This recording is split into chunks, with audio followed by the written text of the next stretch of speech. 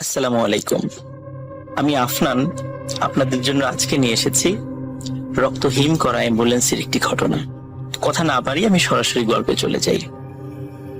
ঘটনাটির সময় ছিল 2009 সাল। যার সঙ্গে ঘটেছিল তার নাম হচ্ছে রফিক। উনি পেশায় একজন অ্যাম্বুলেন্স চালক। উনি অ্যাম্বুলেন্সটা বেসিক্যালি দুটো মেডিকেল থেকে দুটো মেডিকেলের রোগী বা লাশ উনি আনা নেওয়া করেন। একটি হচ্ছে মিডফোর্ড হসপিটাল আর একটা হচ্ছে ঢাকা মেডিকেল কলেজ। উনি সাধারণত ঢাকা মেডিকেল কলেজের এদিকে বেশি থাকেন, কারণ এখানে দেখা যাচ্ছে যে রোগীর পরিমাণ বেশি, ওনার ট্রিপটাও বেশি পাওয়া যায়। এই জন্য উনি সাধারণত ঢাকা মেডিকেল কলেজের এই সাইডটাতেই ওনার আনাগোনাটা বেশি। যেদিন ঘটনাটি ঘটে ওই তারিখটা ছিল হচ্ছে মঙ্গলবার এবং সময়টা ছিল আগস্ট মাস। তো এমন একটি সময়ে, ওই সময় প্রচন্ড গরম ছিল, গরমকাল বেশ, কারণ আগস্টে তো আমাদের এখানে বেশ বাংলাদেশে কিন্তু বেশ গরম থাকে।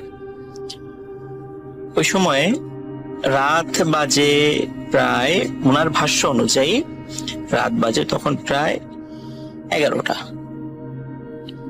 ওনার পরিচিত একজন ব্যক্তি, যিনি ওই হসপিটালের 4র্থ শ্রেণীর একজন কর্মচারী, সাধারণত তাদের মাধ্যম দিয়ে ওনারা ট্রিপ গুলো পেয়ে থাকেন।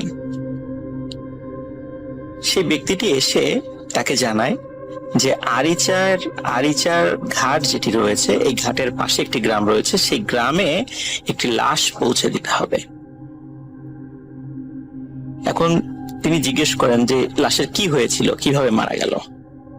তখন তারা বলে যে উনি এমনিতেই বার্ধক্যজনিত কারণে মারা গেছেন।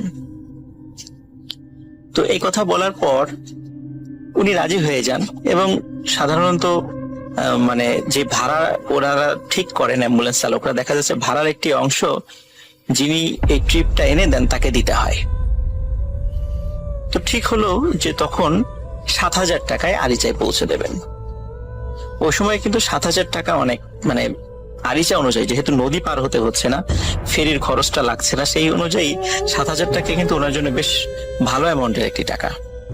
তো উনি রাজি হয়ে যান এবং 4র্থ শ্রেণীর কর্মচারীকে উনি 2,000 টাকা দেন এবং 5,000 টাকা উনি ওনার কাছে রাখেন।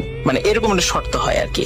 এবং ট্রিপ শুরু করার আগেই ফুল টাকাটা পেইড করে নিতে হয়। সাধারণত ওইখানে নাকি এইভাবেই সিস্টেমে এই ট্রিপ গুলো অ্যাম্বুলেন্সের যারা চালক তারা এরকম এই কাজটা করে থাকেন। কারণ অনেক সময় দেখা যায় লাশ নিয়ে বাসায় নামানোর পরেই সবাই লাশ নিয়ে ব্যতিব্যস্ত হয়ে যান, অ্যাম্বুলেন্সের কথা মনে থাকে না, চালকের কথা মনে থাকে না। এই জন্য ওঠার আগেই সাধারণত এই টাকাটা ওনারা পারতপক্ষে নিয়ে নেওয়ার চেষ্টা করেন।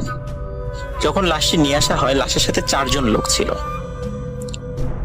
3 জন পুরুষ এবং 1 জন মহিলা। গাড়িতে ওঠার পরপরই স্বাভাবিকভাবেই রফিক সাহেব উনি টাকা দাবি করেন এবং ওনারা কোনো ধরনের কোনো উচ্চবাচ্য ছাড়াই টাকাটা দিয়েও দেন। গাড়ি চলতে থাকে। রাত তখন প্রায় 1টা বাজে। রাত 1টার মধ্যে ওনারা মানিকগঞ্জ প্রায় পার হয়ে যাবেন এমন একটি সময়। তো হঠাৎ করে উথুলি নামক একটি জায়গা রয়েছে, এই উথুলি জায়গা থেকে সামান্য একটু পার হলেই হাতের বাম দিক দিয়ে পাটুরিয়া ঘাটের দিকে রাস্তা চলে গিয়েছে এবং সোজা রাস্তাটা চলে গেছে হচ্ছে আরিচা ঘাটের দিকে। এখন যেহেতু আরিচা ঘাট দিয়ে ওইভাবে ফেরি পার হয় না, এখন পাটুরিয়া ঘাট দিয়েই হয়। এই জন্য আরিচা ঘাটগামী ওই রাস্তাতে সাধারণত যানবাহন খুব কম চলাচল করে। দিনের বেলা তো কম চলাচল করে, রাতের বেলা তো কোনো কথাই নেই। যখন উথুলি নামক ওই জায়গাটাতে উনি আসছেন গাড়ি নিয়ে, হঠাৎ করে গাড়িতে একটি ঝাঁকুনি দেয়। সাধারণত ব্রেক করা ছাড়া যদি কোনো একটি গাড়ি স্পিড ব্রেকার পার হয়, ঠিক যেভাবে ঝাঁকি লাগে অমন একটি ঝাঁকি লাগে, একটি ঝাঁকি অনুভূত হয় গাড়িতে। তখন ঝাঁকি খেয়ে সাধারণত দেখা যাচ্ছে যে গাড়ির যাত্রীরা একটু কথা বলে ওঠেন যে এই আসতে চালাও। তখন রফিক সাহেব দেখলেন যে না, ওনারা কোনো কথা বললেন না। এবং রফিক সাহেব একটা বিষয়টা খেয়াল করলেন যে যখন উনি তো এর আগেও এখানে আসছেন, ঠিক যে জায়গাটাতে গাড়িতে ঝাঁকি লেগেছে এখানে কোনো স্পিড ব্রেকার ছিল না, কোনো উঁচু জায়গা ছিল না, তাহলে হঠাৎ করে ঝাঁকি লাগলো কেন? উনি চিন্তা করেন হয়তো বা চাকার নিচে কোনো ইট বা শক্ত কিছু পড়েছিল, এই জন্য ঝাঁকি লেগেছে, উনি খেয়াল করতে পারেননি। উনি আর 7-5 ভাবেননি, উনি সোজা চলে যাচ্ছেন। তো উনি যখন আরিচার রাস্তা দিয়ে ঢোকেন, এই জায়গাটা কিন্তু খুবই নীরব। যারা ওই রাস্তায় কখনো চলাচল করেছেন, এমনকি দিনের বেলাতেও, তারা কিন্তু আপনারা জানেন যে রাস্তার দুই ধারে এখনো পর্যন্ত তেমন কোনো মানব বসতিই নাই। দীর্ঘ পথ কোনো মানব বসতি নেই, একদম ঘাটের কাছাকাছি গিয়ে গ্রাম রয়েছে, কিন্তু তার আগ পর্যন্ত রাস্তার দুই ধারে ওইভাবে কোনো আপনারা বসতি দেখতে পাবেন না। এখনো তো সামান্য কিছু হয়েছে, আগে তো সেটাও ছিল না। উনি যখন যাচ্ছেন, প্রায় 1 কিলোমিটার পার হওয়ার পর হঠাৎ করে একজন পুরুষ যাত্রী, যিনি ওই লাশের সাথে ছিলেন, তার আত্মীয়, উনি বললেন যে এই ড্রাইভার গাড়ি থামাও। তখন রফিক সাহেব গাড়িটা থামিয়ে দেন। উনি ভাবেন এখানে হয়তোবা তাদের বাড়ি, এখানে হয়তোবা নামবে তারা। ওই ব্যক্তি রফিক সাহেবকে বলেন, আমরা লাশ নিয়ে এখানেই নামবো। রফিক সাহেব স্বাভাবিকভাবে গাড়ি থেকে নামেন, পেছনের যে ব্যাক ডালাটা আছে সেটা খুলে দেন এবং স্ট্রেচারে করে লাশটা নামান।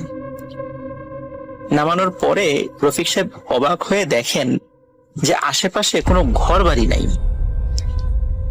তখন জিজ্ঞেস করলেন যে আপনাদের বাড়ি কোথায়? এখানে তো আশেপাশে ঘর বাড়ি দেখছি না, আপনার লাশ নিয়ে যাবেন কিভাবে? আপনাদের কোনো আত্মীয় স্বজন তো এখানে দেখছি না।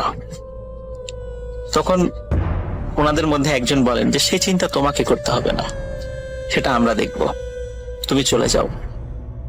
যেহেতু উনি আগের থেকেই টাকা পেয়ে গিয়েছিলেন, সুতরাং তার কোনো উচ্চবাচ্য ছিল না, এই জন্য উনি ওইখানে গাড়ি ঘুরিয়ে আবার ঢাকার উদ্দেশ্যে রওনা করেন।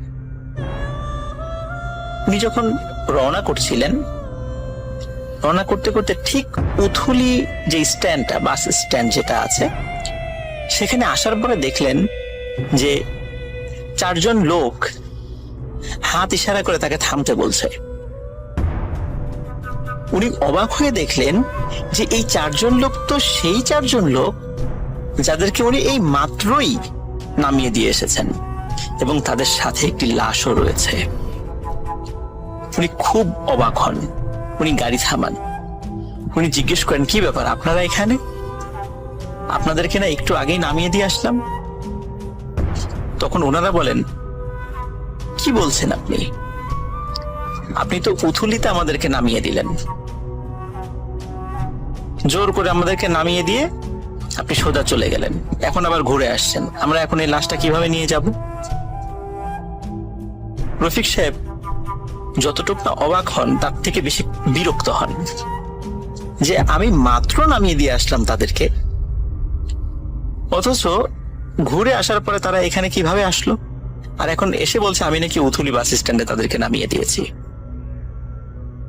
যাই হোক, যেহেতু এটা একটা অবাক করার মতো বিষয় ছিল, উনি কিছুতেই মেলাতে পারছিলেন না যে একটু আগেই তো উনি নামিয়ে দিয়ে আসছেন, হঠাৎ করে এই ধরনের ঘটনা কেন ঘটলো?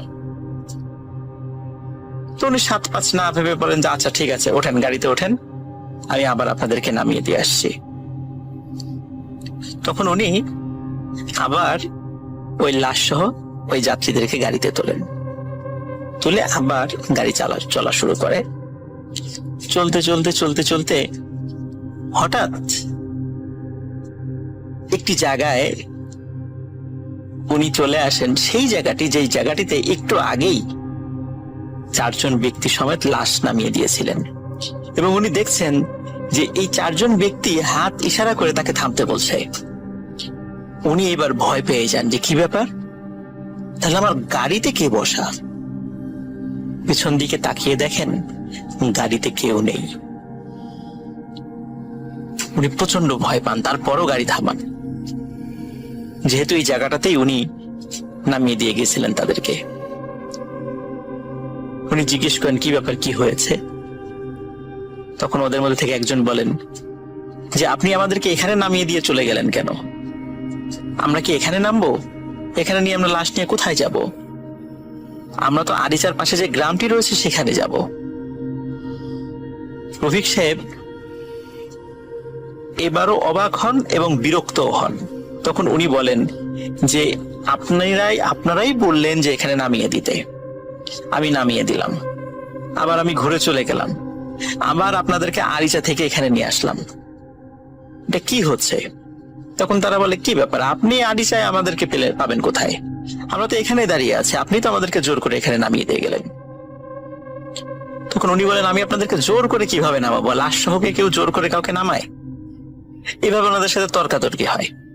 যাই হোক, এক পর্যায়ে রফিক সাহেব বলেন, আচ্ছা ঠিক আছে ওঠেন, আপনারা কোথায় যাবেন আমি নামিয়ে দিচ্ছি।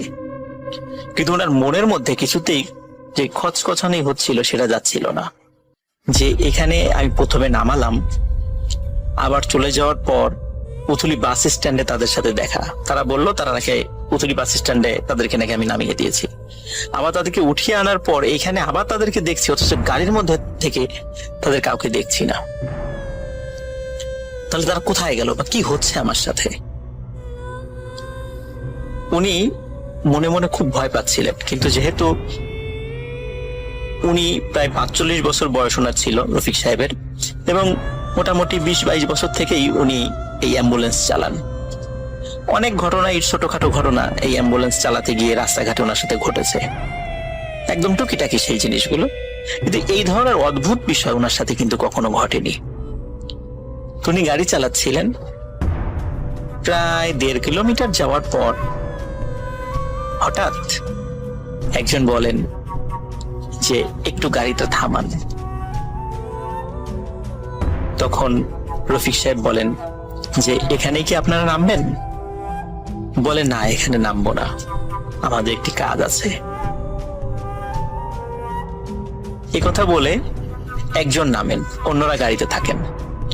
এখন রফিক সাহেবের ওনার একটু প্রাকৃতিক ডাকে সাড়া দেওয়ার প্রয়োজন ছিল, তো উনি মাত্র কয়েক মিনিটের সময় নিয়ে উনি আবার গাড়ির কাছে ফিরে আসেন। কিন্তু অদ্ভুত ব্যাপার, গাড়িতে একজন মানুষও নাই, একজন মানুষও নাই। কোথায় গেল তারা? কিন্তু গাড়ির মধ্যে লাশ কিন্তু রয়েছে। রফিক সাহেব চিন্তা করছেন যে মাঝে মাঝে কিন্তু এরকম লাশ দিয়ে ধোকা দিয়ে অনেক সময় গাড়ি ছিনতাইয়ের ঘটনা ঘটে, ওনার সাথে সেই ধরনের ঘটনা ঘটছে না তো? তখন উনি চিন্তা করেন আসলে এই লোকটি মারা গেছে কিনা একটু চেক করে দেখি। এবং রফিক সাহেব সাহস করে গাড়ির ব্যাক ডালাটা খুলে লাশের হাতের পালস চেক করে দেখেন আসলে সত্যিই মারা গেছে। এবং লাশের উপরের কাপড়টা সরিয়ে দেখেন যে সেটা একটা পুরুষ মানুষের লাশ, বয়স 70 বা 80 হবে এমন বয়স। তো দেখে মনে হচ্ছিল উনি স্বাভাবিকভাবেই মারা গেছেন। তখন উনি চিন্তা করলেন যে আসলেই তো এটা লাশ, এখানে লাশ দিয়ে ধোকা দেওয়ার তো কিছু নাই, কিন্তু লোকগুলো কোথায় গেল? উনি অনেক ডাকাডাকি করার পরেও কোনো লোককে দেখতে পেলেন না। ওদিকে উনি খেয়াল করছিলেন যে আরিচা ঘাট খুব বেশি দূরে নয়। তখন উনি চিন্তা করলেন যে যেহেতু কাউকে পাওয়া যাচ্ছে না, তাহলে আমি গাড়িটি চালিয়ে আরিচা ঘাটের কাছে চলে যাই। ওখানে গেলে হয়তো বা কোনো মানুষ পাবো, তাদের কাছে জিজ্ঞেস করলেই এই লোককে দেখালে বলে দিতে পারবেন যে উনি কোন বাড়ির বা কোন গ্রামের, হয়তো অনেকেই চিনবেন তাকে। এই চিন্তা করে উনি গাড়ি স্টার্ট দিলেন। গাড়ি স্টার্ট দেওয়ার পর উনি আরিচা ঘাটের কাছে চলে আসেন এবং দেখেন ওখানে বেশ 2-1 লোক, বিশেষ করে ওই যারা বাজারের যে পাহারাদার বা চৌকিদার, তারা সেখানে আছে। তখন গাড়ি থামিয়ে তাদের একজনকে ডাকলেন। ডাকার পরে বললেন যে আচ্ছা আপনি কি বলতে পারবেন এই যে ভিতরে আমার গাড়ির মধ্যে যে লাশ রয়েছে এটি আপনাদের এলাকার কার লাশ? তখন 2 জন চৌকিদার খুব অবাক হয়ে রফিক সাহেবের দিকে তাকান, বলে যে লাশ? কোথায় লাশ? তখন বলে এই যে আমার গাড়িতে। আপনার গাড়িতে তো কোনো লাশ দেখছি না। সত্যি রফিক সাহেব পিছন দিকে তাকিয়ে দেখেন গাড়িতে কোনো লাশ নেই। রফিক সাহেব মারাত্মক ভয় পেয়ে যান। ভয় পাওয়ার পরে ওই চৌকিদারকে সবকিছু খুলে বলেন যে এই ঘটনা ওনার সঙ্গে ঘটেছে। তখন চৌকিদার বলেন যে আমরা তো এই গ্রামের খুবই পুরাতন বাসিন্দা, এখানে এমন কোন লোক মারা গিয়েছে বলে তো আমরা জানি না। একথা শুনে রফিক সাহেব চিন্তা করেন হয়তোবা ওনারা জানেন না, এটা হতেই পারে। কিন্তু এই যে ঘটনাগুলো ঘটছিল এগুলো আসলে কেন ওনার সাথে ঘটছিল উনি কিছুতেই বুঝতে পারছিলেন না, কোনো হিসাব মিলাতে পারছিলেন না। উনি ওই দিন আর গাড়ি নিয়ে ঢাকায় যেতে পারেননি। উনি মানসিকভাবে খুব বিপর্যস্ত হয়ে পড়েন এবং ওনার ওই বিপর্যস্ততা দেখে আরিচা ঘাটের দুইজন চৌকিদার তারা তাকে গাড়িটা পার্কিং করার ব্যবস্থা করে এবং রেস্ট নেওয়ার জন্য তাদের যে বিশ্রামের যে জায়গাটা আছে সেটা ছেড়ে দেয়, বলে যে আপনি এখানে বিশ্রাম করেন। এবং বিশ্রাম করার পর সকালবেলা যখন উনি ওঠেন রফিক সাহেব, তখন আশেপাশে অনেক লোক আসে, সবাই কৌতূহল হয়ে তাকে প্রশ্ন করতে থাকেন যে আসলে কি ঘটনা ঘটেছিল। উনি আবারও সেটা খুলে বলেন। তখন একজন লোক বলেন যে হ্যাঁ, আমাদের পাশের গ্রামে একজন মুরব্বী মারা গিয়েছে, কিন্তু সে যতটুকু জানে যে রাত প্রায় 3টার দিকে তার জানাজা হয়েছে এবং জানাজা করার পর তাকে কবরস্থও করা হয়েছে এবং তাকে নাকি একটি মাইক্রোবাসে করেই নিয়ে আসা হয়েছিল। উনি খুব অবাক হন যে আসলে আমি তাহলে কার লাশ নিয়ে আসলাম। তখন উনি বলেন যে আসলে এই লাশের বাড়িটি কোথায় আমাকে দেখাতে পারবেন? তখন একজন লোক ওই বাড়িতে নিয়ে যায় তাকে। বাড়িতে নিয়ে যাওয়ার পর উনি লক্ষ্য করেন যে যে চারজন লোককে উনি নিয়ে এসেছিলেন সেই চারজন লোক ওই বাড়িরই আত্মীয় স্বজন, কিন্তু এই চারজন লোক ওই ড্রাইভারকে চিনতে পারছে না কিছুতেই। তখন ড্রাইভার বললেন, বিশেষ করে রফিক সাহেব, যে আমি তো আপনাদেরকে কালকেই নিয়ে আসলাম, লাশের সাথে নিয়ে আসলাম, এই ঘটনা ঘটলো। তখন ওরা বললেন, না তো, আমরা তো আপনার গাড়িতে আসিনি, আপনার মাইক্রোবাসের কালার হচ্ছে কালো, আর আমরা যেই মাইক্রোবাসে এসেছিলাম সেটার রং সাদা, আমরা তো আপনার গাড়িতে আসিনি। তখন রফিক সাহেব চিন্তা করলেন যে তাহলে এই যে ওনাদের কাছ থেকে যে টাকাটা পেয়েছিল সে টাকাটা তখন ওনার পকেটে। তখন এই যে আপনারাই তো আমাকে টাকা দিয়েছেন। বলে, না তো, আমরা তো কোনো টাকা দেইনি আপনাকে। এবার আর রফিক সাহেব উনি ওনার সেন্সটা ধরে রাখতে পারেন না, উনি ওখানে আবার সেন্সলেস হয়ে পড়ে যান। ঘন্টাখানেক পর যখন ওনার জ্ঞান ফেরে তখন রফিক সাহেব ওনার বাড়িতে ফোন করেন। ওনার বাড়ির থেকে লোক আসার পর সেই ব্যক্তি গাড়ি ড্রাইভ করে রফিক সাহেবকে ঢাকাতে নিয়ে যান এবং এই ঘটনার পরে দীর্ঘদিন উনি অ্যাম্বুলেন্স চালাননি। পরে মানসিকভাবে সুস্থ হওয়ার পর আবার উনি অ্যাম্বুলেন্স চালান। উনি কিন্তু এখনো অ্যাম্বুলেন্স চালান। উনি এখনো ঢাকা মেডিকেল, মিটফোর্ড বা সোহরাওয়ার্দী এখানকার রোগী বা লাশ উনি আনা নেওয়া করেন। তবে ওনার সাথে মাঝে মাঝে কিছু ছোটখাটো কিছু ঘটনা ঘটেছে, কিন্তু এই ধরনের অদ্ভুত ঘটনা কখনো ঘটেনি। আসসালামু আলাইকুম রাসেল ভাই, আমার নাম নাইম হাসান। ফরিদপুর জেলার মধুখালী উপজেলার কোন একটি গ্রামে আমার বাড়ি। আজকে আমি যে ঘটনাটি শেয়ার করব সেটি মূলত একটি লাশবাহী গাড়িকে কেন্দ্র করে ঘটে যাওয়া একটি ঘটনা শোনা এক লাশবাহী গাড়ির ড্রাইভারের কাছে। তার বাড়িও আমাদের গ্রামে। তিনি সাধারণত লাশ বহন করার কাজে নিয়োজিত। তার নাম রাশেদুল ভাই। এবার আসি ঘটনায়। একদিন তার ডিউটি শেষে রাতের দিকে ঘুমানোর প্রস্তুতি নিচ্ছিলেন। তখন হঠাৎ বস ফোন করে বললেন যে ফরিদপুরে কোনো একটি মর্গ থেকে একটা ময়না তদন্ত করা লাশ নিয়ে মাগুরার এক গ্রামে আসতে হবে। তখন তিনি ঘড়ির দিকে তাকিয়ে দেখলেন 12:30 মতো বাজে। এই গভীর রাতে তার যেতে ইচ্ছে না করলেও তাকে যেতেই হয়, কেননা এটির ওপরেই তার জীবিকা নির্বাহ করে। তাই তিনি ফরিদপুরের ওই মর্গের উদ্দেশ্যে গাড়ি নিয়ে রওনা হলেন। রাশেদুল ভাই সেখানে পৌঁছানোর পর তাকে তার বস মৃত ব্যক্তির ঠিকানা দিয়ে লাশটাকে গাড়িতে ওঠাতে বলেন। রাশেদ ভাই এবং ওইখানকার একজন সহকর্মী দুজনে মিলে লাশটাকে গাড়িতে ওঠায়। ওঠানোর সময় তাদের অনেক কষ্ট হচ্ছিল। মনে হচ্ছিল লাশটা স্বাভাবিক ওজনের চেয়ে অনেক ভারী হয়ে আছে। তারা লক্ষ্য করলেন লাশের ওপরে যে সাদা কাপড়টা থাকে সেটা রক্তে লাল হয়ে গিয়েছে এবং লাশ নিয়ে যাওয়ার ট্রলিটা বেয়ে গড়িয়ে গড়িয়ে রক্ত পড়ছিল, আর প্রচন্ড দুর্গন্ধ আসছিল লাশ থেকে। লাশটা অনেক কষ্টে গাড়িতে তোলার পর রাশেদুল ভাই গাড়ি স্টার্ট করে তার বসের দেয়া ঠিকানা অনুযায়ী রওনা দিলেন। ঠিকানাটি ছিল মাগুরা জেলার কোনো একটি গ্রামে।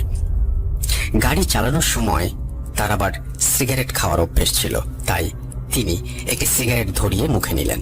তিনি যতক্ষণ গাড়ি চালাচ্ছিলেন সিগারেট খাচ্ছেন এবং সবকিছু তার ঠিকঠাক চলছিল, কিন্তু সিগারেট শেষ হওয়া মাত্রই তিনি অনুভব করলেন পেছন থেকে কেমন যেন ফিস ফিস শব্দ এবং একটা কান্নার আওয়াজ।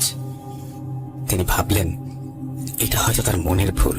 তারপর তিনি অনুভব করলেন গাড়ির ইঞ্জিন থেকে কেমন এক অদ্ভুত শব্দ আসছে, যেমনটা হয় অনেক বেশি ওজনের কোনো বস্তু বহন করলে।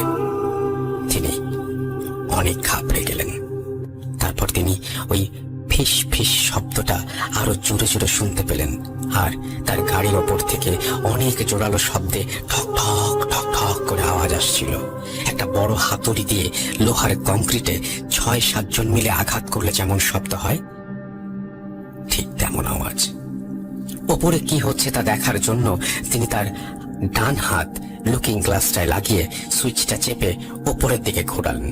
তিনি দেখলেন ওপরে কয়েকটা কালো রঙের লম্বা লম্বা জন্তু, আবার অনেক লম্বা মানুষের মতো আকৃতির প্রাণীরা কুড়ালের মতো চোখা একটা বস্তু দিয়ে গাড়ির ছাদে আঘাত করছে। এটা দেখে তিনি প্রচন্ড পরিমাণে ঘামতে লাগলেন। তিনি গাড়ির স্পিড বাড়িয়ে দিলেন, তাও যেন পথ শেষ হচ্ছে না। হঠাৎ রাশেদুল ভাই তার গাড়ির হেডলাইটের আলোতে লক্ষ্য করলেন তার গাড়ির সামনে রাস্তার মাঝখানে লম্বা সাদা কাপড় পরা বিভৎস চেহারার একটা মেয়ে দাঁড়িয়ে তাকে ইশারা করে গাড়ি থামাতে বলছে। মেয়েটার চোখ ছিল সম্পূর্ণ ধবধবে সাদা রঙের এবং কাপড়ের আঁচল রাস্তার পাশে এক জঙ্গলের ভেতর ঢুকে গেছে। মেয়েটির কাছে গাড়ি নিয়ে যাওয়া মাত্র মেয়েটি রাশেদুল ভাইকে বলছে, আমাকে নিয়ে যা, দাঁড়া, আমার খুব বিপদ। রাশেদুল ভাই চিন্তা করলেন আজ তার সাথে খারাপ কিছু একটা ঘটতে চলেছে। তিনি গাড়ির স্পিড আরো বাড়িয়ে দিলেন এবং মেয়েটার সাইড থেকে ক্রস করে চলে গেলেন। তারপর তার কাছে সবকিছু স্বাভাবিকই মনে হচ্ছিল। সেই ফিস ফিস শব্দ আর গাড়ির ওপরে থাকা আওয়াজ তিনি আর পাচ্ছিলেন না। এমন ভাবে কিছু পথ যাওয়ার পর হঠাৎ তিনি আবার সেই ফিস ফিস শব্দ শুনতে পান।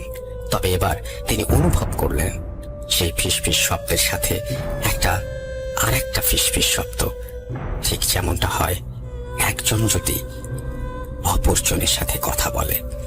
তারপর রাশেদুল ভাই একটু সাহস করে গাড়ির ভেতরে থাকা মিরর গ্লাসের দিকে তাকিয়ে দেখার চেষ্টা করলেন। তারপর তিনি তা দেখলেন। তা দেখার জন্য তিনি একদমই প্রস্তুত ছিলেন না। গ্লাসের দিকে তাকানো মাত্রই তিনি দেখতে পেলেন লাশটা ট্রলির ওপর বসে আছে। শুধু তাই নয়, লাশের পাশে আরো কয়েকজন লোক বসে আছে, যাকে কিনা তিনি রাস্তার মাঝখানে দাঁড়িয়ে থাকতে দেখেছিলেন। তারা দুজনই এরকম ফিস ফিস শব্দে একে অন্যজনের সাথে কথা বলছে। তাদের দুজনের ঘাড়ের ওপর মাথা ছিল বিচ্ছিন্ন, গলার ওপর থেকে টকবক করে রক্ত উপচে পড়ছে, ঠিক যেমনটা হয় অনেক আগুনে তাপ দিয়ে পানি ফোটালে। এমন দৃশ্য দেখে রাশেদুল ভাই ঘামতে লাগলেন। তিনি কি করবেন বুঝতে না পেরে দোয়া দুরুদ পড়তে লাগলেন। হঠাৎ তিনি ফজরের আজান শুনতে পেলেন। সব কেমন নিস্তব্ধ হয়ে গেল। সেই মুহূর্তে তিনি তার গন্তব্যে পৌঁছে গেলেন। তারপর তিনি ওই গ্রামে লাশটা রেখে আসলেন, আর সেখান থেকে তিনি লোকমুখে জানতে পারলেন লোকটাকে নাকি তার বউ সম্পত্তির লোভে নিজের হাতে গলা কেটে হত্যা করেছিল। তার বউ সড়ক দুর্ঘটনায় মারা যায়। এই ঘটনা এখানেই শেষ হতে পারত, কিন্তু তিনি পরের দিন যখন ঘুমালেন, হঠাৎ স্বপ্নের মধ্যে তিনি দেখতে পেলেন একটা সাদা কাপড় পরা মেয়ে তাকে ডাকছে, বলছে, তুই আমাকে রাস্তার মাঝখানে রেখে চলে গেলি কেন? আমি তোকে ছাড়বো না। এখনো রাশেদুল ভাই ওই মহিলাটাকে প্রায় স্বপ্নে দেখেন। মহিলাটি স্বপ্নে তাকে ভয় দেখায়। তিনি আজও এই ঘটনার কোনো ব্যাখ্যা পাননি। আসসালামু আলাইকুম রাসেল ভাই, আমি সাবরিনা, টরন্টো থেকে। আমার আজকের ঘটনার শুরুতে প্রাসঙ্গিকভাবেই আমার জব রিলেটেড বর্ণনা দিতে হচ্ছে। বিমান ক্রুদের প্রফেশনাল সেকেন্ড হোম হচ্ছে দুবাই। মেজরিটি ফ্লাইট আগে দুবাই যায়, পরে ওখানে ক্রু চেঞ্জ হয়ে অন্য ডেস্টিনেশনে উড়ে যায়। সেদিন ছিল লন্ডন ফ্লাইট। এই লন্ডন ফ্লাইটের টাইমিং এমন ছিল, ঠিক দুবাই টাইম 2:30 মধ্যরাতে কল টাইম হতো। তারপর জাহাজে উঠে কানেক্টিং ফ্লাইটের সব কিছু বুঝে নিয়ে দুবাই থেকে লন্ডন প্রায় 8 ঘন্টার ওরাল পথ। পিক আপ ড্রপ মিলিয়ে ডিউটি আওয়ার 12 ঘন্টারও বেশি। এই ফ্লাইটের একটাই পজিটিভ সাইড হচ্ছে হোটেল রুমে গিয়ে ফ্রেশ হয়ে খাওয়া দাওয়া সেরে লম্বা একটা ঘুম। ক্রুদের ঘুমের কোনো টাইম টেবিল নাই। বরাবরের মতো সেদিনও হোটেলে চেক ইন করে হট শাওয়ার নিয়ে খেয়ে ঘুমোতে গেলাম। হোটেলটি ছিল লন্ডনের প্রাণকেন্দ্র কেনসিংটন হাই স্ট্রিটে 5 স্টার হোটেল। নামটি মেনশন করছি না। কতক্ষণ ঘুমিয়েছি জানি না, হঠাৎ গলার বাম পাশে ঠান্ডা কিছুর স্পর্শে ঘুম ভেঙে যায়। ঘুমের ঘোরেই ডান হাত দিয়ে বুঝতে চেষ্টা করি কি হচ্ছে। রক্ত হিম করা সেই অভিজ্ঞতা। ডান হাত দিয়েই আমিও স্পর্শ করে ফেলি কারো হাতের আঙুল, বরফে জমে যাওয়া ঠান্ডা কারো আঙুল। এক ঝটকায় উঠে বসি। অনুভব করি কেউ একজন বেড ছেড়ে উঠে দাঁড়ালো। কারণ বেডের সাইডে কেউ বসলে একটু দেবে যায়, উঠে দাঁড়ালে আবার ঠিক হয়ে যায়। আমি বেড ছাড়ার আগেই দেখি আচ্ছা ছায়ামূর্তি রুমের আয়নার সামনে দাঁড়ালো। তারপর কর্নারের সোফাতে গিয়ে বসলো। হোটেল রুমে আমি সবসময় লাইট জ্বালিয়ে ঘুমাই, তবুও আয়নায় তার প্রতিবিম্ব দেখিনি। উঠে আমি মেইন ডোর, ক্লোজেট, ওয়াশরুম সব চেক করলাম, সব ঠিকঠাক। আবার এসে বেডে বসে কফি খেলাম, বই নিলাম পড়ব। এবার শুরু হলো ছায়ামূর্তির পায়চারি। রাসেল ভাই, প্রচন্ড টায়ার্ড ছিলাম, তাই আবারও ঘুম আসলো। ডিপ স্লিপ হওয়ার আগে আবারও সেই হাতের আঙ্গুল আমার গলায়। আবারও বেড একটু কার্ভ হয়ে গেল। এত কিছু ঘটছে অথচ আমি দোয়া ভুলে গেছি। শরীরের ভারী ওজন নিয়ে বসে আছি সকালের অপেক্ষায়। ছায়ামূর্তির অস্পষ্ট জ্যাকেট এবং জিন্স দেখতে পাচ্ছিলাম, চেহারা দেখিনি। এভাবেই সকাল হলো। এবার আর শরীরের বাড়তি ওজন ফিল করছিলাম না। রাতে হয়তো শরীর পাথরে পরিণত হয়েছিল। আমি রিসেপশনে গিয়ে রাতের অভিজ্ঞতার কথা বললাম। ওরা সাথে সাথেই রুম চেঞ্জ করে দিল। অ্যাপোলজি চাইলো ওই রুমটি দেওয়ার জন্য। রাসেল ভাই পরে হাউসকিপিং এর একজন মহিলা বলল, মাস দেড়েক আগে এই রুম থেকে 32 বছরের একজন হোটেল গেস্ট সুইসাইড করেছে জানালা থেকে লাফ দিয়ে। 15th ফ্লোর থেকে সোজা গিয়ে পড়েছে লন্ডন টিউবের ট্র্যাক লাইনে। এই ঘটনার আনুমানিক 25 বছর কেটে গেছে। আমি আজও সেই আঙ্গুলের স্পর্শ ভেবে ভয় পাই। আসসালামু আলাইকুম। একটি ঘটনা শেয়ার করতে চাই। ঘটনাটি ঘটে আমার এক ফ্রেন্ডের সাথে, আর সেই ফ্রেন্ডও সিঙ্গাপুরে থাকেন আর কি। তো ঘটনাটি ঘটে 2014 সালের শেষের দিকে রাসেল ভাই। ঘটনাটি ঘটে এরকম, আমার ওই ফ্রেন্ডের দাদারা ছিলেন 2 ভাই। তো আমার ওই ফ্রেন্ডের দাদা কোনো এক সময় মানে ওই 2 ভাইয়ের মধ্যে মানে সম্পত্তি ভাগাভাগি হয়ে আলাদা হয়ে যায়। তো আমার এই ফ্রেন্ডের দাদা ছিলেন একটু অ্যাবনর্মাল টাইপের। তো আমার ওই ফ্রেন্ডের দাদার যে ভাই ছিলেন তিনি মানে চালাকি মতো করে তার সমস্ত সম্পত্তির মানে বেশিরভাগটাই তার অংশে নিয়ে মানে আমার এই ফ্রেন্ডের দাদাকে মানে একবারে মানে অল্প কিছু পরিমাণ মানে ভাগ দিয়ে আলাদা পৃথক করে দেওয়া হয়। তো এমন অবস্থা তাদের সংসারে একটি টান পড়ে যায় আর কি।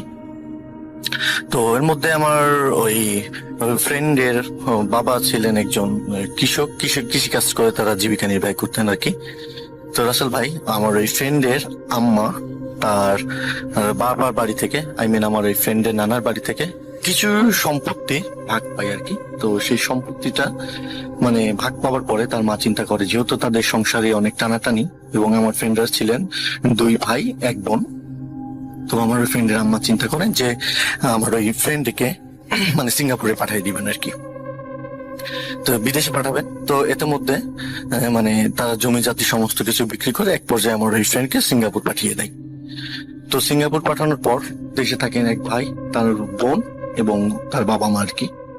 তো এতে মধ্যে তাদের সংসারের ততটাও মানে চলাচল সচ্ছল না থাকায় এক পর্যায়ে তার চাচার তার ওই দাদার ভাইয়ের মানে যে ছেলে যারা ছেলে ছিলেন তারা এক পর্যায়ে মানে মনে মনে অনেক খুশি থাকেন এবং তাদের ভালোটা কখনো তারা দেখতে পারে না, মানে দেখতে পারে না বলতে অনেক জেলাস আর কি, এরকম একটা তাদের মধ্যে সম্পর্ক আর কি।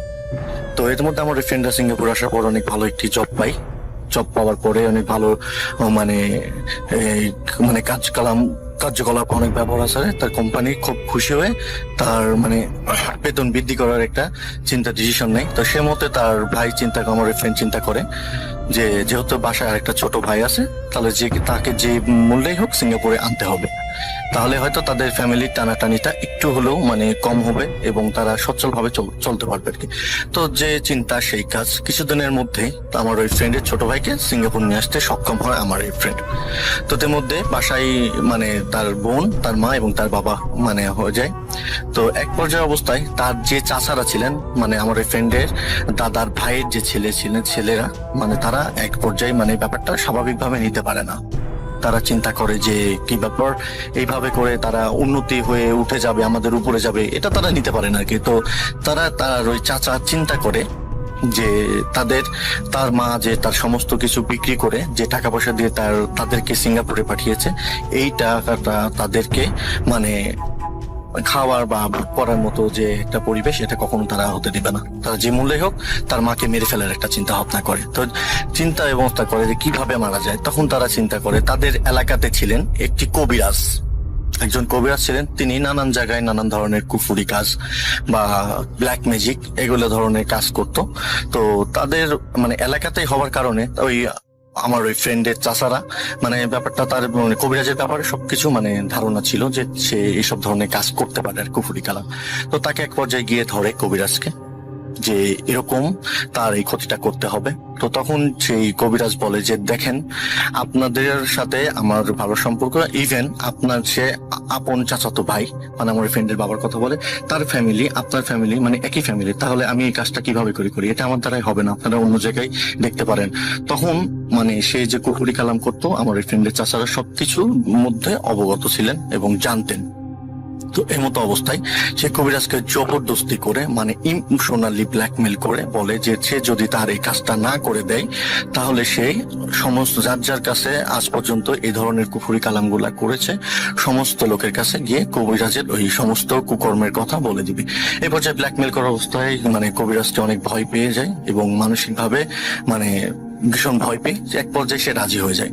তখন সে বলে যে ঠিক আছে, কাজটা আমি করে দেবো, কিন্তু ব্যাপারটা কাউকে বলা যাবে না এবং একান্তই মানে ব্যাপারটা যেন চাপা থাকে। অনেক রিকোয়েস্ট করার ফলে এক পর্যায়ে কবিরাজ একদিন কি করে মানে কুমোররা যে চালাই দেওয়া যে টালিটা বানায়, চাল দেওয়ার যে টালি বানায় কুমোররা, ওই কাঁচা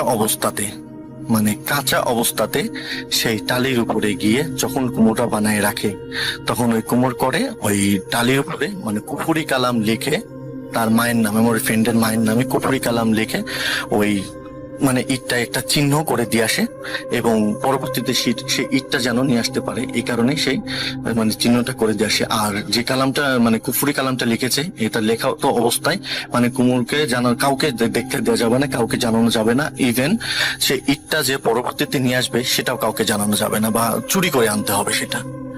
তো এই মতো অবস্থায় ঠিক সে কুফুরি কালাম লিখে দিয়ে আসার পর সেই যখন মানে আমার ওই ফ্রেন্ডের মানে আম্মার নামে যে কুফরি কালামটা লিখে দিয়েছিল, ওই কুমোর যখন ওই ইটটা, ওই লিখিত ইটটা যখন আগুনে জ্বালানো শুরু করে, ঠিক সেই মতো অবস্থায় এদিকে আমার ওই ফ্রেন্ডের আম্মার শরীরে মানে এমন পরিমাণ জ্বালা পড়া শুরু হয়, এক পর্যায়ে মানে আগুন পুড়লে যেভাবে ফোসা উঠে যায় শরীরে, ঠিক সেইভাবে ফোসা উঠে যায় সমস্ত শরীরে, অনেক চিৎকার, অনেক যন্ত্রণা। তো তখন তারা হঠাৎ করে তার বাবা এবং তার বোন মানে কি করবে ব্যাপারটা বুঝতে না পেরে ডাক্তার দেখায়, তো কোনো মতেই কোনো কিছু হচ্ছিল না। তো এদিকে ওই কবিরাজ কি করে, আবার পরবর্তীতে গিয়ে ওই কুমোদের ওখানে চুরি করে সেই চিহ্নিত ইট করা ইটটা, পুরানো ইটটা, পরের দিন গিয়ে সে ইটটা নিয়ে আসে। তো নিয়ে আসার পরে কি করে রাসেল ভাই, সেই ইটটা মানে দু টুকরো করে এদিকে ওই কবিরাজ যে বলেছিল, এদিকে আরেকটা মানে তার চাচাকে আরেকটি কাজ করতে বলেছেন, সেটা হচ্ছে আমার ওই ফ্রেন্ডের মায়ের মানে ব্যবহৃত কাপড়ের একটি অংশ এবং তা আমার ওই ফ্রেন্ডের মায়ের মাথার চুল, এই দুইটা ব্যবস্থা করতে বলে। এদিকে মানে তার যেহেতু বাড়িতে আসা যাওয়া আছে, সে আমার ওই ফ্রেন্ডের চাচা কি করে, আমার ওই ফ্রেন্ডের মায়ের ব্যবহৃত কাপড় এবং মাথার চুল মানে এটা মানে কালেক্ট করে সেই কবিরাজের কাছে দেয়। তো কবিরাজ কি করে, ওই যেই কুফুরি করা ইটটা দু টুকরো করে আমার ওই ফ্রেন্ডের মায়ের ব্যবহৃত কাপড় এবং ওই আমার ফ্রেন্ডের মায়ের মাথার চুল মানে একত্রিত করে ওই ইটের টালির মাঝখানে রেখে ওপর একটি ওই অপর একটি ইটের টালি ওই কুফুরি দিয়ে উপরে রেখে ওটা সুন্দর করে পলিথিন দিয়ে মানে পেঁচিয়ে মানে এটা ফেলে দেয় একটা মানে পরিত্যক্ত কূপের মধ্যে। তাদের ওই এলাকায় একটি পরিত্যক্ত কূপ ছিল, সেটা পুকুরে ফেলেনি, যে পুকুরে ফেললে হয়তো কোনো কারণবশত পুকুর শুকিয়ে যাবে বা হয়তো দেখা যাচ্ছে মানে কোনো একটা কারণে যদি এটা কখনো মানে পুকুরে না ফেলে সে ফেলে আছে পরিত্যক্ত একটা কূপের মধ্যে। এবং যখন সে কূপের মধ্যে ওই কুফুরিটা ফেলার সময় ওখানে একটা মানে শয়তান জিন দ্বারা ওই কুফুরিটা করা হয়, যে ওই মানে যেই যাবে ওই কুফুরিটা আনতে মানে তাকেই শয়তান ওখানেই মানে ওই কূপের মধ্যে তাকে মেরে ফেলবে। তো এমতো অবস্থায় তার মা ভীষণ অসুস্থ হয়ে যায়। যখন ওই কূপের মধ্যে ওই কুফুরিটা ফেলা হয়, এতে মধ্যে মানে তার মায়ের শরীরে মানে পানি এমন পরিমাণ সমস্ত শরীর ফুলে সমস্ত শরীরে মনে হচ্ছে যে মানে একটি পলিথিন কভারের মধ্যে পানি পড়লে যে মতো অবস্থা হয়, ঠিক তার মার শরীর, আমার ফ্রেন্ডের মায়ের শরীরটা ঠিক ওরকম আকার ধারণ করেছে। তো এমতো অবস্থায় তার ভীষণ ভাবে অসুস্থ, বাসায় থেকে সমস্ত চিকিৎসা ডাক্তার এটা সেটা করে কোনো মতেই কমতেছিল না। এদিকে আমার এই ফ্রেন্ডরা অনেক চিন্তিত হয়ে যায়। আমার এই ফ্রেন্ড চিন্তিত হয়ে চিন্তা করে যে যেহেতু বাসায় মানে আমরা দুই ভাই এখানে, আম্মু এত অসুস্থ, তখন আমার এই ফ্রেন্ড চিন্তা করে তার ছোট ভাইকে দেশে পাঠিয়ে দিবে। তো তার ছোট ভাইকে এক পর্যায়ে দেশে পাঠিয়ে দেয়। দেশে পাঠানোর পরে তার ওই মানে ফ্রেন্ড যেহেতু অনেক ডাক্তার দেখায় কোনো কাজ হচ্ছিল না, তখন তারা চিন্তা করে যে একটা বড় ধরনের কবিরাজের কাছে যাবে। তারা একটা বড় ধরনের কবিরাজের কাছে গিয়ে মানে দেখবে আসলে ব্যাপারটা কবিরাজ ব্যতীত কোনো কিছু সলিউশন হয় কিনা। তো তখন তারা এমতো অবস্থায় একটা কবিরাজের, তাদের পাশের এলাকায় একটি বড় কবিরাজের মানে সন্ধান মিলে তারা কবিরাজের কাছে যখন যায়, কবিরাজের কাছে গিয়ে যখন সমস্ত ঘটনা খুলে বলে এবং তার মার শরীরের অবনতির অবস্থা যখন জানায়, তখন কবিরাজ যেটা বলে মানে সরাসরি কবিরাজ মানে যে এই কুফুরিটা করেছে তার নাম না বলে তাকে আকার ইঙ্গিতে মানে বলার চেষ্টা করে। তো তখন আমার ওই ফ্রেন্ডের ছোট ভাই ভীষণ ভাবে মানে একত্রে মিনতি করে বলে যে অ্যাকচুয়ালি আমার আম্মার কি হয়েছে, কে করেছে এই কাজ, একটু আমাকে প্লিজ জানান। তখন সে বলে যে আমি নাম বলতে পারবো না, তবে যেই করেছে আপনাদের রিলেটিভের মধ্যে করেছে এবং আপনার এলাকার মানুষই করেছে, আপনি একটু খোঁজ নিয়ে দেখতে পারেন। এটা আমার দ্বারাই হবে না, যে করেছে একমাত্র সেই পারবে এই কাজটা সমাধান করতে, আপনার মাকে সুস্থ করতে।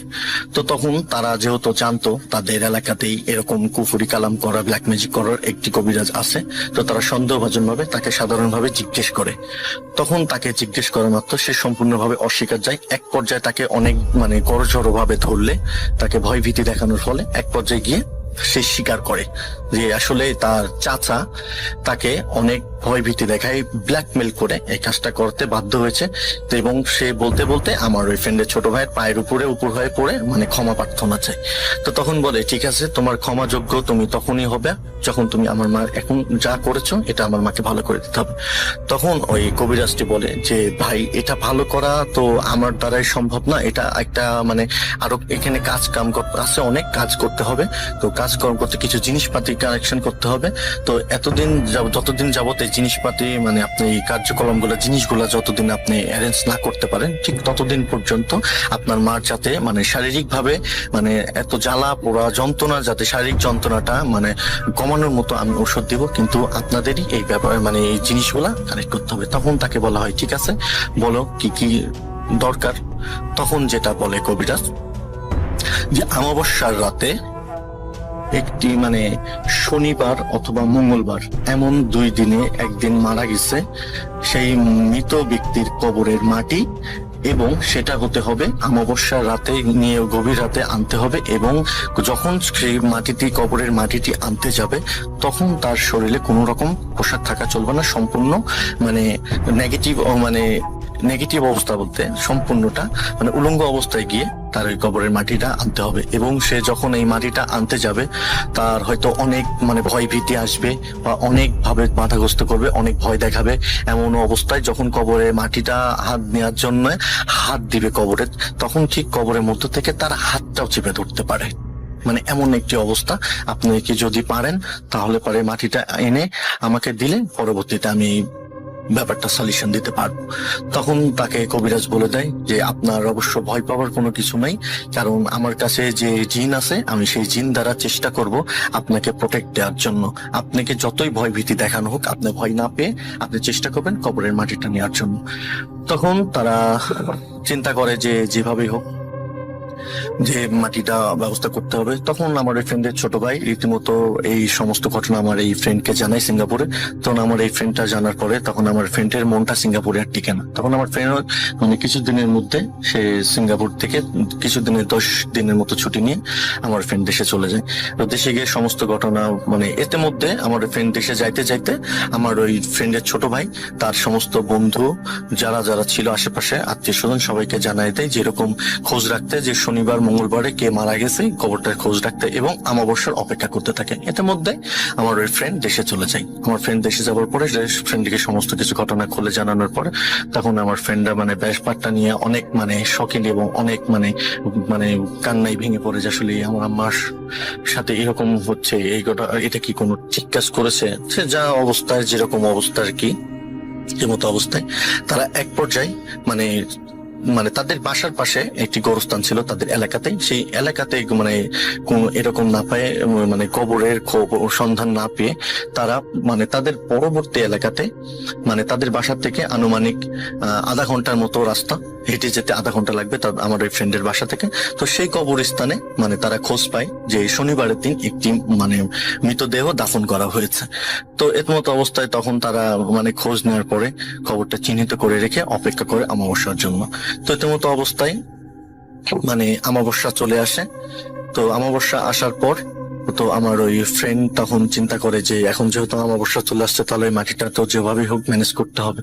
তখন আমার ওই ফ্রেন্ডের ছোট ভাই বলে যে যেভাবেই হোক আমার মায়ের জীবন রক্ষা করতে, যেই মা আমাদের মানে তার সমস্ত কিছু মানে বিক্রি করে তার চিন্তা না করে আমাদের মানে সুখের ঠিকানা দেখাইছে, অবশ্যই সেই মার জন্য জীবন গেলেও যাবে, এই মাটি আমাকে মানে করতেই হবে, ম্যানেজ করতেই হবে।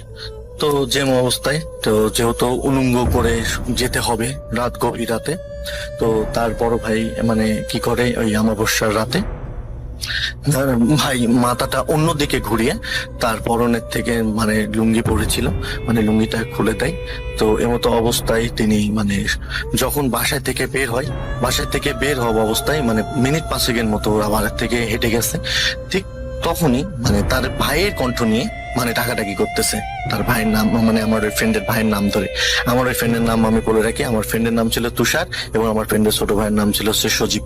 তো তখন ওই তুষারের কণ্ঠ নিয়ে সজীব বলে ডাকতেছে পিছন থেকে অনেক জোরে, কিন্তু আমার ওই ফ্রেন্ডের ছোট ভাইয়ের মাথায় একটা কাজই করতেছে যেভাবেই হোক পিছনে তাকানো যাবে না। ও এতে মধ্যে রাসেল ভাই কবিরাজ বলে দিছে যে কারোর সাথে দেখা হলে কথা বলা যাবে না এবং কারোর সাথে কোনো রকম মানে কথা বলা যাবে না, কথা যদি বলো এবং পিছনে ফিরে যদি তাকাও তাহলে কিন্তু এই মাটিটার কোনো কাজে দিবে না। তো এমতো অবস্থায় আমার ওই ফ্রেন্ডের ছোট ভাই কথাটা কবিরাজের কথাটা মনে রাখে এবং মনে রেখে সে বলে দুনিয়াতে যত কিছুই হয়ে যাক আমার আম্মাকে বাঁচাতেই হবে। তখন এই চিন্তা অবস্থায় তো রাসেল ভাই যখন সেই মানে রাত্রে, গভীর রাতে, অমাবস্যার রাতে যখন যাচ্ছে, এত বিদঘুটে অন্ধকার, তার নিজের হাতটাও দেখতে পারতেছে না, এত পরিমাণ অন্ধকার। তো যখন যাচ্ছে দেখা যাচ্ছে মাঝে মধ্যে মানে মানে দুটা কুত্তা বা বড় বড় মানে অবয়ব নিয়ে মানে হাতির মতো মানে অনেক বড় বড় ভয়ঙ্কর আওয়াজ করে মানে তার সামনের দিকে মানে ধেয়ে আসতেছে অন্ধকারের মধ্যে, শুধু চোখ দেখতে পারতেছে। তো এত পরিমাণ ভয় পেয়ে সম্পূর্ণ ফ্রিজ হয়ে যায়। তো এত পরিমাণ মানে ভয় পায়, কিন্তু তার মনের ভিতরে একটাই চিন্তা, আমার আম্মাকে যেভাবে হোক বাঁচাতেই হবে। তো এই মতো অবস্থায় সেই রাসেল ভাই যখন কবরস্থানে মানে হেঁটে হেঁটে যাচ্ছিল, মানে যাওয়ার সময় বেশ দ্রুত পৌঁছে যায় আর কি। তো যখন ওই বলেছিল যে কবিরাজ যে হয়তো তুমি যখন কবরে হাত দিবে মাটিটা আনার জন্য, হয়তো এমন হতে পারে কবরের মধ্য থেকে তোমার হাতটা চেপে ধরছে, কিন্তু তোমার ভয় পাওয়া যাবে না। তো রাসেল ভাই এই মতো অবস্থায় তার মাথায় চিন্তা একটাই, আমার আম্মাকে বাঁচাতে হবে। তো সে কি করে, সে কবরের স্থানে ঢুকে, যখন কবরস্থানের মধ্যে ঢোকার জন্য সে মানে ডান পাওটা কবরের স্থানের মধ্যে দিয়ে দেয় কবরের মধ্যে, তো সাথে সাথে মানে সমস্ত তখন ছিল অনেক মানে জঙ্গল মতো বাঁশের ঝাড় ছিল, অনেক ঘন ঘন বাঁশের ঝোপ ঝাড়, মানে এমনিতে অমাবস্যা রাত দেখার মতো কিচ্ছু যাচ্ছে না। তো রাসেল ভাই মানে এমন বাতাস শুরু হয় হঠাৎ করে, মানে বাতাসের সম্পূর্ণ কিছু মনে হচ্ছে সমস্ত কবর লন্ডভন্ড করে দিচ্ছে, এত পরিমাণে বাতাসে মানে আমার ফ্রেন্ডের ছোট ভাই ভয়ে মানে সমস্ত ফ্রিজ, কিন্তু তার চিন্তা একটাই, কবরে মাটি নিতেই হবে, আমাকে বাঁচাতে হবে, শুধু তার মনে একটাই চিন্তা। তো এই মতো অবস্থায় সে যখন মানে ওই কবরের মাটিতে বিসমিল্লাহ বলে হাত দেওয়ার পরে তখন কোনো সমস্যা হয় না। তখন যখন যে কবরের মানে কবর থেকে কবরের ডান হাত দিয়ে মাটিটা নিয়ে কবর থেকে যখন বের হতে লাগে, তখন রাসেল ভাই মনে হচ্ছে যে পিছন থেকে তাকে কেউ মানে এমন অবস্থায় মানে সমস্ত শক্তি দিয়ে তাকে ধরে রাখছে, পিছন থেকে সামনে কোনো মতেই এগোতে পারতেছে না। তো এক পর্যায়ে রাসেল ভাই সে অনেক ধস্তাধস্তির মধ্য দিয়ে মনে হচ্ছে যে মানে কবর থেকে বের হয়ে সে রাস্তা দিয়ে হাঁটতেছে, বা তার মায়ের কণ্ঠ নিয়ে ডাকতেছে, বা তার বাবার কণ্ঠ নিয়ে ডাকতেছে, কখনো কখনো তার ভাই, বা কখনো অনেক ভয়ঙ্কর আওয়াজ দিয়ে ডাকাডাকি করতেছে, কিন্তু সে কখনো পিছনে ফিরে তাকায় না একবারে ভুলেও। তো এর মধ্যে কবিরাজ তার জিন দ্বারা সর্বকিছু পর্যবেক্ষণ করে। তো এক পর্যায়ে রাসেল ভাই আমার ওই ফ্রেন্ডের ছোট ভাই বলে যে আমি এতক্ষণ ধরে হাঁটতেছি, কিন্তু আমার ওই রাস্তা যেন শেষ হচ্ছে না, মানে কত দূর। তো রাস্তায় এক পর্যায়ে যখন ওই রাস্তা দিয়ে হাঁটতে হাঁটতে বাসায় ঢুকতে দেখে তার বড় ভাই দাঁড়ায় আছে, কিন্তু রাসেল ভাই আমার ওই ফ্রেন্ডের ছোট ভাই এত পরিমাণ ভয় পায়, ভয়ে সম্পূর্ণ মানে তাকে এত পরিমাণ ভয় দেখানো হয়েছে, সে ভয়ে সম্পূর্ণটা ফ্রিজ। সে এক পর্যায়ে অবস্থায় সাথে সাথে যখন তার বাড়ির মধ্যে ঢুকে, তার ভাই উঠানে দাঁড়িয়ে ছিল, কোন রকম সে কথা তার ভাইয়ের সাথে না বলে তার আমার ওই ফ্রেন্ড সাথে সাথে তাকে গামছা দিয়ে চড়ায়নি, সাথে সাথে ওখানে মানে সেন্সলেসে উঠানে পড়ে যাওয়া মাত্র আমার ওই ফ্রেন্ড অনেক চেষ্টা করে সেই মানে মুখটা খোলার জন্য, যে মাটিটা নিবে, কোন রকম এই মুখটা খুলতে পারে না। সে একটাই চিন্তা নিয়েছিল আমার ফ্রেন্ডের ছোট ভাই, যে কোনো মূল্যে আমার জীবনের মূল্যে আমার আম্মাকে বাঁচাতেই হবে। তো রাসেল ভাই এমন অবস্থায় সে মানে যখন কবিরাজ মানে ঠিক পেয়ে যায়, তার জিন দ্বারা যেহেতু সে পর্যবেক্ষণ করতেছিল, তো সাথে সাথে আমার ফ্রেন্ডের বাসায় এসে উপস্থিত হয় কবিরাজ, এবং এসে বলে যে মাটি যেহেতু নিয়ে আসছেন তাহলে এখনো যেতে হবে, যে পুকুরিটা ফলানো হয়েছে, ব্ল্যাক ম্যাজিকের ওই থলেটা রাখা হয়েছে, সেই ওখানে গিয়ে এখন ওই উঠানো দরকার। তো আমার ওই ফ্রেন্ডের ছোট ভাইয়ের মুখে পানি ছিটিয়ে কোন রকম মানে ধপ করে মানে যখন মানে উঠে মানে সেন্সলেস থেকে উঠে, তখনই মানে বলে যে আমার হাতে মাটিটা আছে নাকি ভাই, আপনি একটু দেখেন। তখন দেখেন যে মাটি আছে। তো মতো অবস্থায় কবিরাজের সাথে ওই আমার ওই ফ্রেন্ড এবং ফ্রেন্ডের ছোট ভাই কবিরাজের সাথে ওই কূপের মধ্যে যায়। কূপের মধ্যে গিয়ে ওই কবিরাজ একটি মন্ত্র পড়ে, কূপের কাছে গিয়ে ওই একটি মন্ত্র পড়ে ওই মাটিতে, কবরের মাটিতে মন্ত্র পড়ে কূপের চারদিকে সুন্দর মতো ছিটিয়ে, তখন আমার ফ্রেন্ডের ছোট ফ্রেন্ডকে বলে যে এটা একটা জিন দ্বারা পর্যবেক্ষণ করা হচ্ছিল, যদি কোনো এইটা ব্যতীত যদি কেউ এই কূপের মধ্যে এখানে এসে ওই কুকুরটা তোলার চিন্তা করতো, তাহলে তাকে মেরে ফেলতো ওই চিন্তা। তো যেহেতু এখন ওই বন্ধ করে দিয়েছে, তো তখন বলে যে এখন ওই কূপের মধ্যে নেমে ওই কুফরিটা তুলতে হবে, তুললেই আপনার আম্মা সুস্থ করা যাবে ইনশাল্লাহ। তখন রাসেল ভাই কি করে, আমার ফ্রেন্ডের ছোট ভাই নিজে বলে যে আমি নিচে যাব। তখন তারা দড়ি দিয়ে না রিস্ক নেয় না, দড়ি দিয়ে রিস্ক নেয়। তখন তারা চিন্তা করে বাসার থেকে কাঁচা বাঁশ, বড় বড় কুঞ্চি সহ বাঁশ কেটে যাতে সিঁড়ি মতো করে মানে ধরে ধরে নামতে পারে এবং ধরে ধরে অনায়াসে উঠতে পারে। তো আমার ফ্রেন্ডের ছোট ভাই গিয়ে ওই কূপের মধ্যে নেমে কূপের মধ্যে থেকে ওটা যখনই তুলে এনে দেখে রাসেল ভাই ওখানে মানে অনেক মানে ওই কুফুরিটা। তো তখন কবিরাজ বলে এখন যেহেতু এটা ওঠানো হয়েছে, এটাকে একটা দোয়া পড়ে গোরস্থানের মধ্যে মানে জুম্মার দিনে গোরস্থানের মধ্যে মানে এটাকে পুঁতে দিলে পারে তখন আপনার মা ধীরে ধীরে সুস্থ হয়ে যাবে।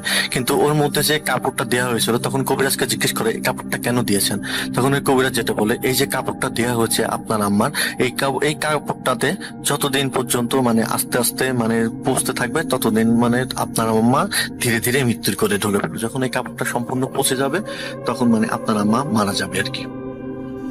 তো তখন তারা ভীষণ ভাবে শকি হয়ে তার মানে কবিরাজকে বলে, আপনি যা করেছেন আপনার সবকিছু করণের জন্য আমরা ক্ষমা করে দিলাম আমার মায়ের জানের বিনিময়। তো এই কথা বলে তার সে চলে যায় কবিরাজের মতো। তো পরে তার কাছে খোঁজ নেওয়া হয়, সে বলে যে গোরস্থানে সেটা পুঁতে দিয়েছে জুম্মার নামাজের পরে। ধীরে ধীরে আমার ওই ফ্রেন্ডের আম্মা সুস্থ হয়ে ওঠে। রাসেল ভাই এই কথা মানে এই কথাগুলো কাহিনীটা বলতে বলতে আমাকে আমার ওই ফ্রেন্ড সাথে সাথে কান্না করে আমার সামনেই রাসেল ভাই তার আম্মাকে ফোন দেয় এবং তার আম্মা এখনো জীবিত আছে ইনশাল্লাহ, আল্লাহর রহমতে। রাসেল ভাই এই ছিল আমার একটি ঘটনা, অত্যন্ত সত্য ঘটনা রাসেল ভাই। আসসালামু আলাইকুম রাসেল ভাই, জাপানের ওসাকা শহর থেকে বলছি। তো আজকে আমি যে ঘটনাটি বলবো সেটি হচ্ছে মূলত একটি জাপানে, আমি যেখানে থাকি আমার বাসার একটু পাশে বলতে 20-25 মিনিটের সময় লাগে। তো ওই বাড়িটির ঘটনা। তো বাড়িটি বর্তমানে আপনার নাই, ওটা পুরো ধ্বংস করে দিয়েছে। ওখানে ওই বাড়িটির জায়গা এখন আর কিছুই নেই। তো ঘটনা যার কাছ থেকে কালেক্ট করা সেটা হচ্ছে, উনি হচ্ছে একজন ভারতীয় নাগরিক। উনি এখানে একটি আপনার ইন্ডিয়ান একটি রেস্টুরেন্ট, ওখানে আপনার কাজ করে। তো উনার কাছ থেকে ঘটনাটি কালেক্ট করা। তো সরাসরি আমি ঘটনায় চলে যাচ্ছি। তো যে বাড়িটির ঘটনা আমি বলছিলাম, সেই ঘটনাটি হচ্ছে ওই বাড়িটি হচ্ছে ওনাদের রেস্টুরেন্টের পাশেই। তো ঘটনাটি হচ্ছে আপনার 6 কি 7 বছর আগের ঘটনা।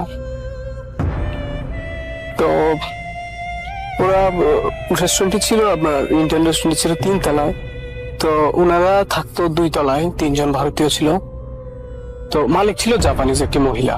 তো সেক্ষেত্রে ওরা যখন ওদের অ্যাজ ইউজুয়াল ডিউটি 10টা পর্যন্ত ছিল, রাত্রে 10টা। তো খাওয়া দাওয়া শেষ করে ওরা 3 জনে আপনার 10টা পর্যন্ত কাজ শেষ করে খাওয়া দাওয়া করে ফ্রেশ ট্রেশ হয়ে ওরা যখন ঘুমানোর জন্য রেডি হয়েছিল এবং ঘুমিয়ে গিয়েছিল, মধ্যরাতের দিকে ওরা শব্দ পেল যে আপনার 2টা মেয়ে খুব ভালোভাবে বাঘ বিতণ্ডা করছিল পাশের বাড়ি থেকে।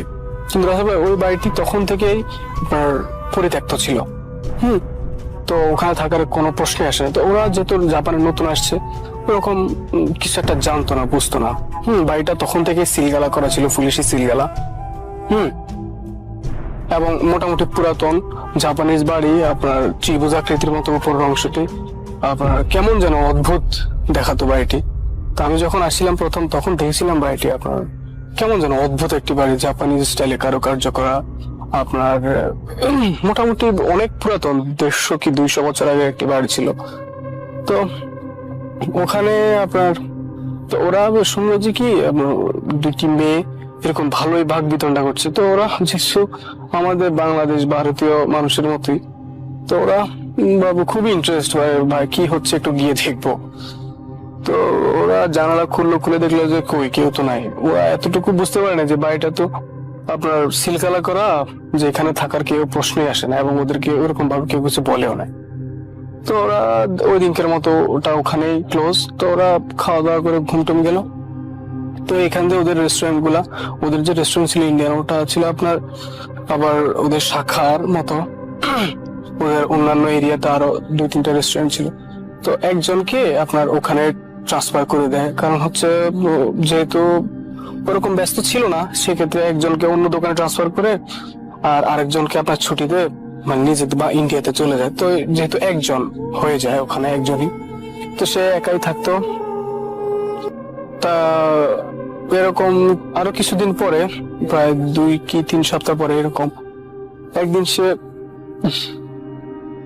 দেখলো যে ভালোই আপনার এটাকে কি বলে না, শব্দ হচ্ছে সেম। তো সে কি করলো যে আজকে গিয়ে দেখবো। তো ও কি করলো, বাড়ির সামনে দিয়ে না ঢুকে রেস্টুরেন্টের পিছন দিয়ে, ওই বাড়ির পেছন দিয়ে গিয়ে বাড়ির ভিতরে ঢুকলো এবং হাতে একটি টর্চ লাইট ছিল। সে ঢুকে দেখলো আসলে ওই বাড়িটি যেহেতু পরিত্যক্ত, ওখানে আলো, ভিতরে আলো বা বাইরে কোনো আলোই ছিল না।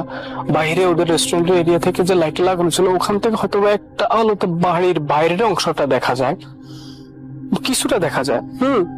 যেমন কি আপনি হয়তোবা দূর থেকে দেখবেন যে ওখানে একটা কিছু একটা আছে, কিন্তু কি আছে সেটা এক্স্যাক্টলি আপনি বলতে পারবেন না, কাছে গেলে তারপরে বোঝা যায় যে ওটা আসলে কি। ওইরকম একটা আলো ছিল।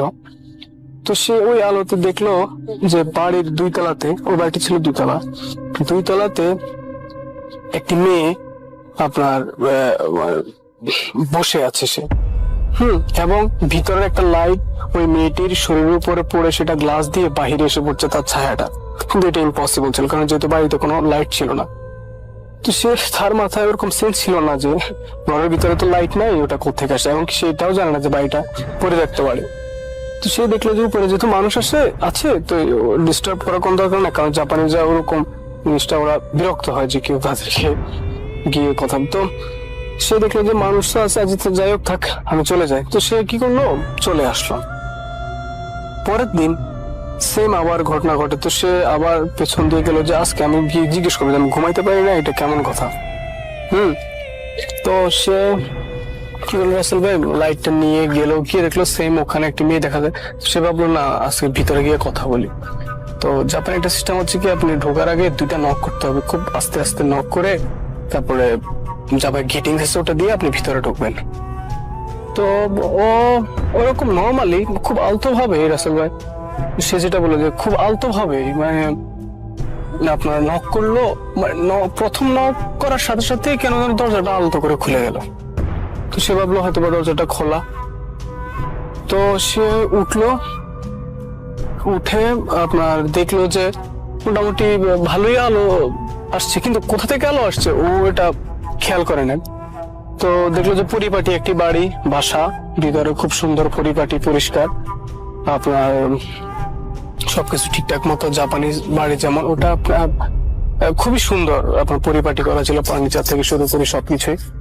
তো সে কি করলো, আপনার 2 তলা ওঠার মতো সিঁড়ি আছে, হাতের ডান পাশ দিয়ে উঠলেই সোজা। তো ওখান দিয়ে সে আস্তে আস্তে উপরে উঠছে। উঠে দেখলো যে আপনার মোটামুটি উপরে লাইটটা একটু কম, লাইটিংটা একটু কম, সেক্ষেত্রে আশেপাশের জিনিসগুলো একটু ওরকম অস্পষ্ট ভাবে দেখা যাচ্ছিল। কিন্তু যেটা আমি বললাম যে আপনাকে বোঝা যাচ্ছিল যে কিছু একটা আছে, এবং সেটা কি আছে ওটা এক্স্যাক্টলি বলা যাবে না, কাছে গেলে বোঝা যায়। তো ওইরকম একটা আলো ছিল, কিন্তু উপরে 2 তলাতে আর একটু ডার্ক ছিল। তো সে যেহেতু দেখলো যে 2 তলাতে একটি মানুষ দেখা গিয়েছিল, তো সে ভাবলো হয়তো বা 2 তলা। তো সে যখন উঠলো, উঠে আপনার হাতের বাম পাশ দিয়ে রুম। তো ওখানে রুম বলতে কি, প্রথমটা হচ্ছে 2 তলায় উঠলেই মুখের সামনে যে রুমটা সেটা হচ্ছে ওদের এটা কি বলে না, ডাইনিং স্পেসের মতো, খাওয়া দাওয়া করে। এর পরেরটা হচ্ছে ওদের বেডরুম বা অনেকে থাকে ওখানে, হচ্ছে ওদের খাট টাট বেড টেড থাকে ওখানে। কিন্তু প্রথম রুম হচ্ছে আপনার ডাইনিং রুম, যেখানে ওদের খাওয়া দাওয়া করে। তো ও দেখলো যে উল্টা, মানে ওই বাসাটা তো উল্টা, ভিতরেরটা তো হচ্ছে আপনার ডাইনিং স্পেস আর সামনে হচ্ছে বেডরুম। তো সে বেডরুমটা ক্রস করে আপনার কিচেন ডাইনিং স্পেসের সামনে যখন গেল, তখন দেখলো যে ওই মেয়েটির পজিশন পর্যন্ত গেল। সে তখন পর্যন্ত সে বুঝে উঠে যে মেয়ে, তো ওখানে পজিশন পর্যন্ত গেল।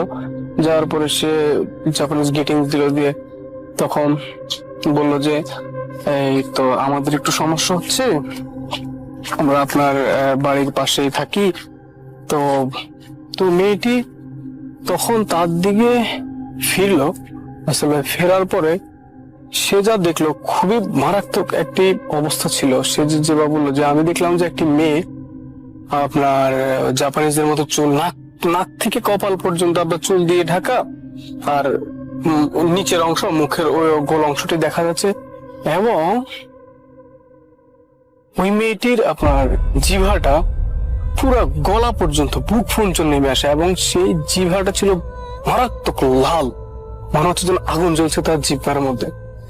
সে ওই সিনারিটা দেখে রাসেল ভাই মারাত্মক ভয় পায়, এবং সে পিছন থেকে যখন দৌড় দিল তখন সে ওই যে আপনার খাটের সাথে বাড়ি খেলো, এবং বাড়ি খাওয়ার পরে সে মানে আপনার পা চেঁচা যখন সিঁড়ি দিয়ে নামছিল, তখন ওই রাসেল ভাই সে যখন উঠছিল তখন কিন্তু খুব ভালোভাবে সুন্দরভাবে উঠছিল, কিন্তু যখন নামছিল তখন সিঁড়িতে যখন সে পা দিল, পা দেওয়ার সাথে সাথে দেখলো যে প্রচন্ড পিচ্ছিল। সে ওখানে পা পিছলে পড়ে রাসেল ভাই উপর থেকে নিচে সে গড়ায় পড়ে, এবং মারাত্মক তার আপনার কোমরে প্রচন্ড ব্যথা পায় এবং হাতে পায়ে প্রচন্ড ব্যথা পায়, এবং সে খুব জোরে একটা চিৎকার করে। তো লাকিলি ছিল সে ওখানে চিৎকার করার পরে পাশ দিয়ে আপনার পুলিশ যাচ্ছিল, আপনার জাপানিজ পুলিশরা সাইকেলে করে আসা যায়, বেশি ঘোরাফেরা করে সাইকেল 2-3 জন একসাথে। তো সাইকেলে করে দিয়ে যখন ঘরে, তখন ওর চিৎকারটা শুনে ওরা আসে। আসার পর আসলে ইন্টারেস্টিং ঘটনা হচ্ছে এখানে, ও তো তখনই সেন্সলেস হয়ে গিয়েছিল চিৎকার দেওয়ার পরে। তো যখন হসপিটালে নেওয়া হয় এবং আপনার সুস্থ হয়, তখন ওকে যখন জিজ্ঞেস করা হয় যে তুমি ওখানে ভিতরে কিভাবে ঢুকলে, কারণ হচ্ছে কি, কারণ পুলিশ ওই পিছনের দরজা দিয়ে ঢুকেছিল এবং দরজাটা ভেঙে ভিতরে ঢুকেছিল আসলে। কিন্তু ওকে প্রশ্ন করছিল তুমি কিভাবে কোনো কিছু না ইয়ে করে ভিতরে, তোমার কাছে কি চাবি ছিল, কারণ ওর তো ইম্পসিবল তার কাছে চাবিটা থাকা। তো ও তখন বললো যে আমি তো 2টা টোক দিলাম, 2টা কি 1টা টোক দেওয়ার পরে দরজাটা খুলে গেল। বললো তো ইম্পসিবল, আমরা দরজা ভেঙে ঢুকেছিলাম ভিতরে। আসলে সে মারাত্মক ভয় পায় এবং ওখান থেকে সে আপনার চাকরি ছেড়ে দেওয়ার সিদ্ধান্ত নেয়, কিন্তু পরে নিতে, কারণ তার ওরকম স্কোপ ছিল না, কারণ কোনোভাবে তার এখানে সেটেল হওয়াটা, কারণ যেহেতু নতুন আসছিল সে, তো চাকরি ছাড়া ধরা একটা ঝামেলা, তার ওরকম ভাষা বুঝতে পারতো না, ওখানে ওরকম সিস্টেম বুঝতো না, যার কারণে সে আপাতত ওখানে থাকে। এবং সে অনেকদিন পরে আপনার ওরকম জাপানিজ বলতে পারতো না, যখন সে আসলে জাপানিজ বুঝতে পেরেছিল, তখন ওই তার ওনারকে জিজ্ঞেস করেছিল যে আসলে এই বাড়িটার সমস্যাটা কোথায়। তো তখন ওই মহিলাটি বলে যে এই বাড়িটাতে অনেক আগে আপনার 2টা মেয়ে থাকতো, 2টা বান্ধবী ফ্রেন্ডস থাকতো, ওরা 2জনই। তো উপরে যে মেয়েটি থাকতো সেই মেয়েটি হচ্ছে আপনার এর বাড়ি ছিল না ওটা, সে আসছিল তার ফ্রেন্ডস এর সাথে। তো 2 তলায় যে মেয়েটি, ও মূলত হচ্ছে যখন 18 বছর হয় তখন সে মা বাবাদেরকে, মোটামুটি এটা জাপানি নিয়ম, ওরা আলাদা থাকে। তো ভার্সিটিতে অ্যাডমিশন নেয়, নিজে একটা পার্ট টাইম জব করে, মোটামুটি নিজে যখন সেলফ ডিপেন্ডেন্ট, তখন সে আলাদা থাকার চিন্তা ভাবনা করে। এটা জাপানে হয়, এটা সবারই ক্ষেত্রে, যখন ছেলে মেয়ে আপনার অ্যাডাল্টস হয়। তো ওই মেয়েটি তার ফ্রেন্ডস সাথে যোগাযোগ করে, ভার্সিটিতে তার পরিচয় হয়। তো নিচতলা তার ফ্রেন্ডটি তাকে বলে যে আমার বাড়ি আছে, আমি একা থাকি, তুই থাকলে আমার সাথে থাকতে পারিস। তো মেয়েটিও ওর সাথে আসে, এসে 2জন মিলে একসাথে থাকতো। তো একটা সময় কি হলো, ওরা ভার্সিটি শেষ করে চাকরিতে জয়েন করলো। ওখান থেকে ওদের ট্রেনিং ছিল 3 মাস, ট্রেনিং শেষ করে পার্মানেন্ট জব যখন হয়ে যায়, তখন ওদেরকে একজন ডিল করতো সিনিয়র। তো ওরা 2জনই আনফরচুনেটলি 2জনই ওই ছেলেটাকে ভালোবাসতো। তো কিন্তু ছেলেটি বুঝতো না বিষয়টা, ওই 2জনই বুঝতো, কারণ 2জনই তো এক বাসায় থাকতো, কি করছে না করছে 2জনে একসাথে করতো, যার কারণে ওরা বুঝছিল তাদের মধ্যে যে একটা সমস্যা হতে পারে, যে 2জনই একজনকে ভালোবাসে। তো একটা সময় ওদের ভিতরে প্রচন্ড রাগারাগি, কথা কাটাকাটি হয়, বাসার ভিতরে বাহিরেও হয়, কিন্তু ছেলেটাকে কিছুই জানায় নাই তারা। তো একটা সময় কি হয়, ওরা মোটামুটি ডিসিশন নিয়ে নেয় আপনার মানে ওকে থাকতে দিবে না, ওই মেয়েটাকে, ওই ফ্রেন্ডসটাকে 2 তলায় থাকতো, যে ওকে থাকতে দিবে না এবং ওকে প্রচন্ড অপমান করে। তো অপমান করার পরে ওই মেয়েটি ক্ষান্ত হয়নি, সে প্রচন্ড জিদে 2 তলায় যে মেয়েটি থাকতো ওকে একদিন আপনার নৃশংসভাবে হত্যা করে। করে আপনার ওকে ঝুলিয়ে ওখানে আপনার উপরে কি বলে না এটাকে ফ্যান নয়, এখানে আপনার বাতি ছিল একটা খুব শক্ত বাতি লাগানোর জন্য একটা, তো ওখানের সাথে ওই মেয়েটির গলাটাকে ঝুলিয়ে মেরে ওকে ঝুলিয়ে ওখানে, তো ওই মেয়েটিও বাড়ি থেকে পালিয়ে যায়। পালিয়ে যাওয়ার পরে একটা সময় ওই মেয়েটি ধরা পড়ে পুলিশের হাতে। তো তখন এটা পত্রিকায় খুব ভালোভাবে ছাপানো হয় ঘটনাটি আপনার। তো এই ছিল আমার ঘটনা রাসেল ভাই। তো আজকে আমি যে ঘটনাটা শেয়ার করব সেটি আমার মাসির বাড়ির ঘটনা। এটি কলকাতার কাছেই খড়দহ বলে একটি জায়গা আছে, সেখানকার ঘটনা। তো এটা মাসির বাড়ি কেন্দ্রিকই ঘটনা। তো আমি ঘটনায় চলে যাচ্ছি। আমার মাসির বাড়ি তো বললামই কলকাতার কাছেই আর কি, ওদের নিজেদেরই বাড়ি। তো সেখানেই আর কি ঘটনার সূত্রপাত আর কি। তো আমার মাসির যে ভাসুর রয়েছে, তো সেই ভাসুরের এক ছেলে একটু মেন্টালি চ্যালেঞ্জড, অর্থাৎ একটু অ্যাবনর্মাল টাইপ আপনি বলতে পারেন আর কি, একটু নর্মাল ছিল না মোট কথা। তো ও কি করতো, ও প্রায় কি করতো মানে বাড়ি ছেড়ে চলে যেত, অনেকদিন আসতো না, ফিরতো না। তো এটা একটা ইউজ টু ব্যাপার হয়ে গেছিল। তো হঠাৎ কি হলো, ওদের বাড়ির লোকজনরা দেখলো যে 10-12 দিন হয়ে গেছে ছেলেটি ফিরছে না। তো সবাই জন্য খুব চিন্তিত হয়ে গেল যে কি হলো ব্যাপারটা, কেন এখনো ফিরছে না, এরকম একটা ব্যাপার। তো লাস্টে সবাই ডিসিশন নিল যে তারা পুলিশে খবর দেবে এবং পুলিশের কাছে গিয়ে সমস্ত কিছু কমপ্লেন করা হলো। এবার যেটা হলো, স্থানীয় লোকেরা, ওখানে পুকুর ছিল আর কি, মানে ওদের বাড়ির সামনে একটা পুকুর ছিল আর কি, বেশ বিশাল পুকুর। তো ওখানে আর কি স্নান করতে গিয়ে দেখে যে এরকম একটা লাশ, মানে লাশের অবস্থাটা করে ভালো ছিল না। তো অবভিয়াসলি পুলিশকে খবর দেওয়া হলো এবং পুলিশ আসলো। পুলিশ এসে শনাক্তকরণের জন্য সমস্ত যেগুলো মিসিং ডায়েরি ছিল, যারা যারা করেছিল এরকম ডাকা হলো। তো সেখান থেকে এরকম আমার মাসিদের ফ্যামিলি সবাই গেল, তার ভাসুর যা সমস্ত এরা গেল। যাওয়ার পর দেখা গেল যেটা, সেটা হচ্ছে ওই যে ছেলেটি আর কি চলে গেছিল বাড়ি থেকে, মানে মেন্টালি চ্যালেঞ্জড যে ছেলেটি, এটা তারই লাশ, মানে তারই আর কি ডেড বডি। অনেক কিছু টাইম লেগেছিল আর কি অ্যাকচুয়ালি শনাক্তকরণে। তো তারপরে অবভিয়াসলি আমার মাসির বাড়িতে অবস্থাটা খুব একটা ভালো ছিল না, বিকজ সবাই কান্নাকাটি করছিল, মানে যতই হোক, হ্যাঁ, তো ওই বাড়িরই ছেলে। তো এরকম একটা সিচুয়েশন চলে আসলো। এইবারে কি হলো, এই ঘটনাটার পর 2 দিন পর থেকে আর কি অ্যাকচুয়ালি ভৌতিক বা অলৌকিক যাই ঘটনা বলেন না কেন, যাই তো সেগুলো আর কি মানে স্টার্ট হয়ে গেল। এবার প্রথমে যেটা হলো সেটা হচ্ছে যে আমার বোনের সঙ্গে কিছু ঘটনা ঘটেছিল, তাদের কাজিন যেগুলো যারা আছে আর কি, মানে আমার মাসির যে ভাসুরি ছেলে মেয়ে ছিল আর কি, তাদের সঙ্গে প্রচুর আর কি ঘটনা ঘটেছে এবং আমার মাসি মিশোর সঙ্গে প্রচুর ঘটনা ঘটেছে। তো এবার ঘটনাগুলো আমি এক এক করে বলছি। তো আমার মাসি একদিন ছাদে উঠেছিল, ছাদে উঠে কাপড় শুকাতে দিয়েছিল, একদম ভিজে কাপড় একদম।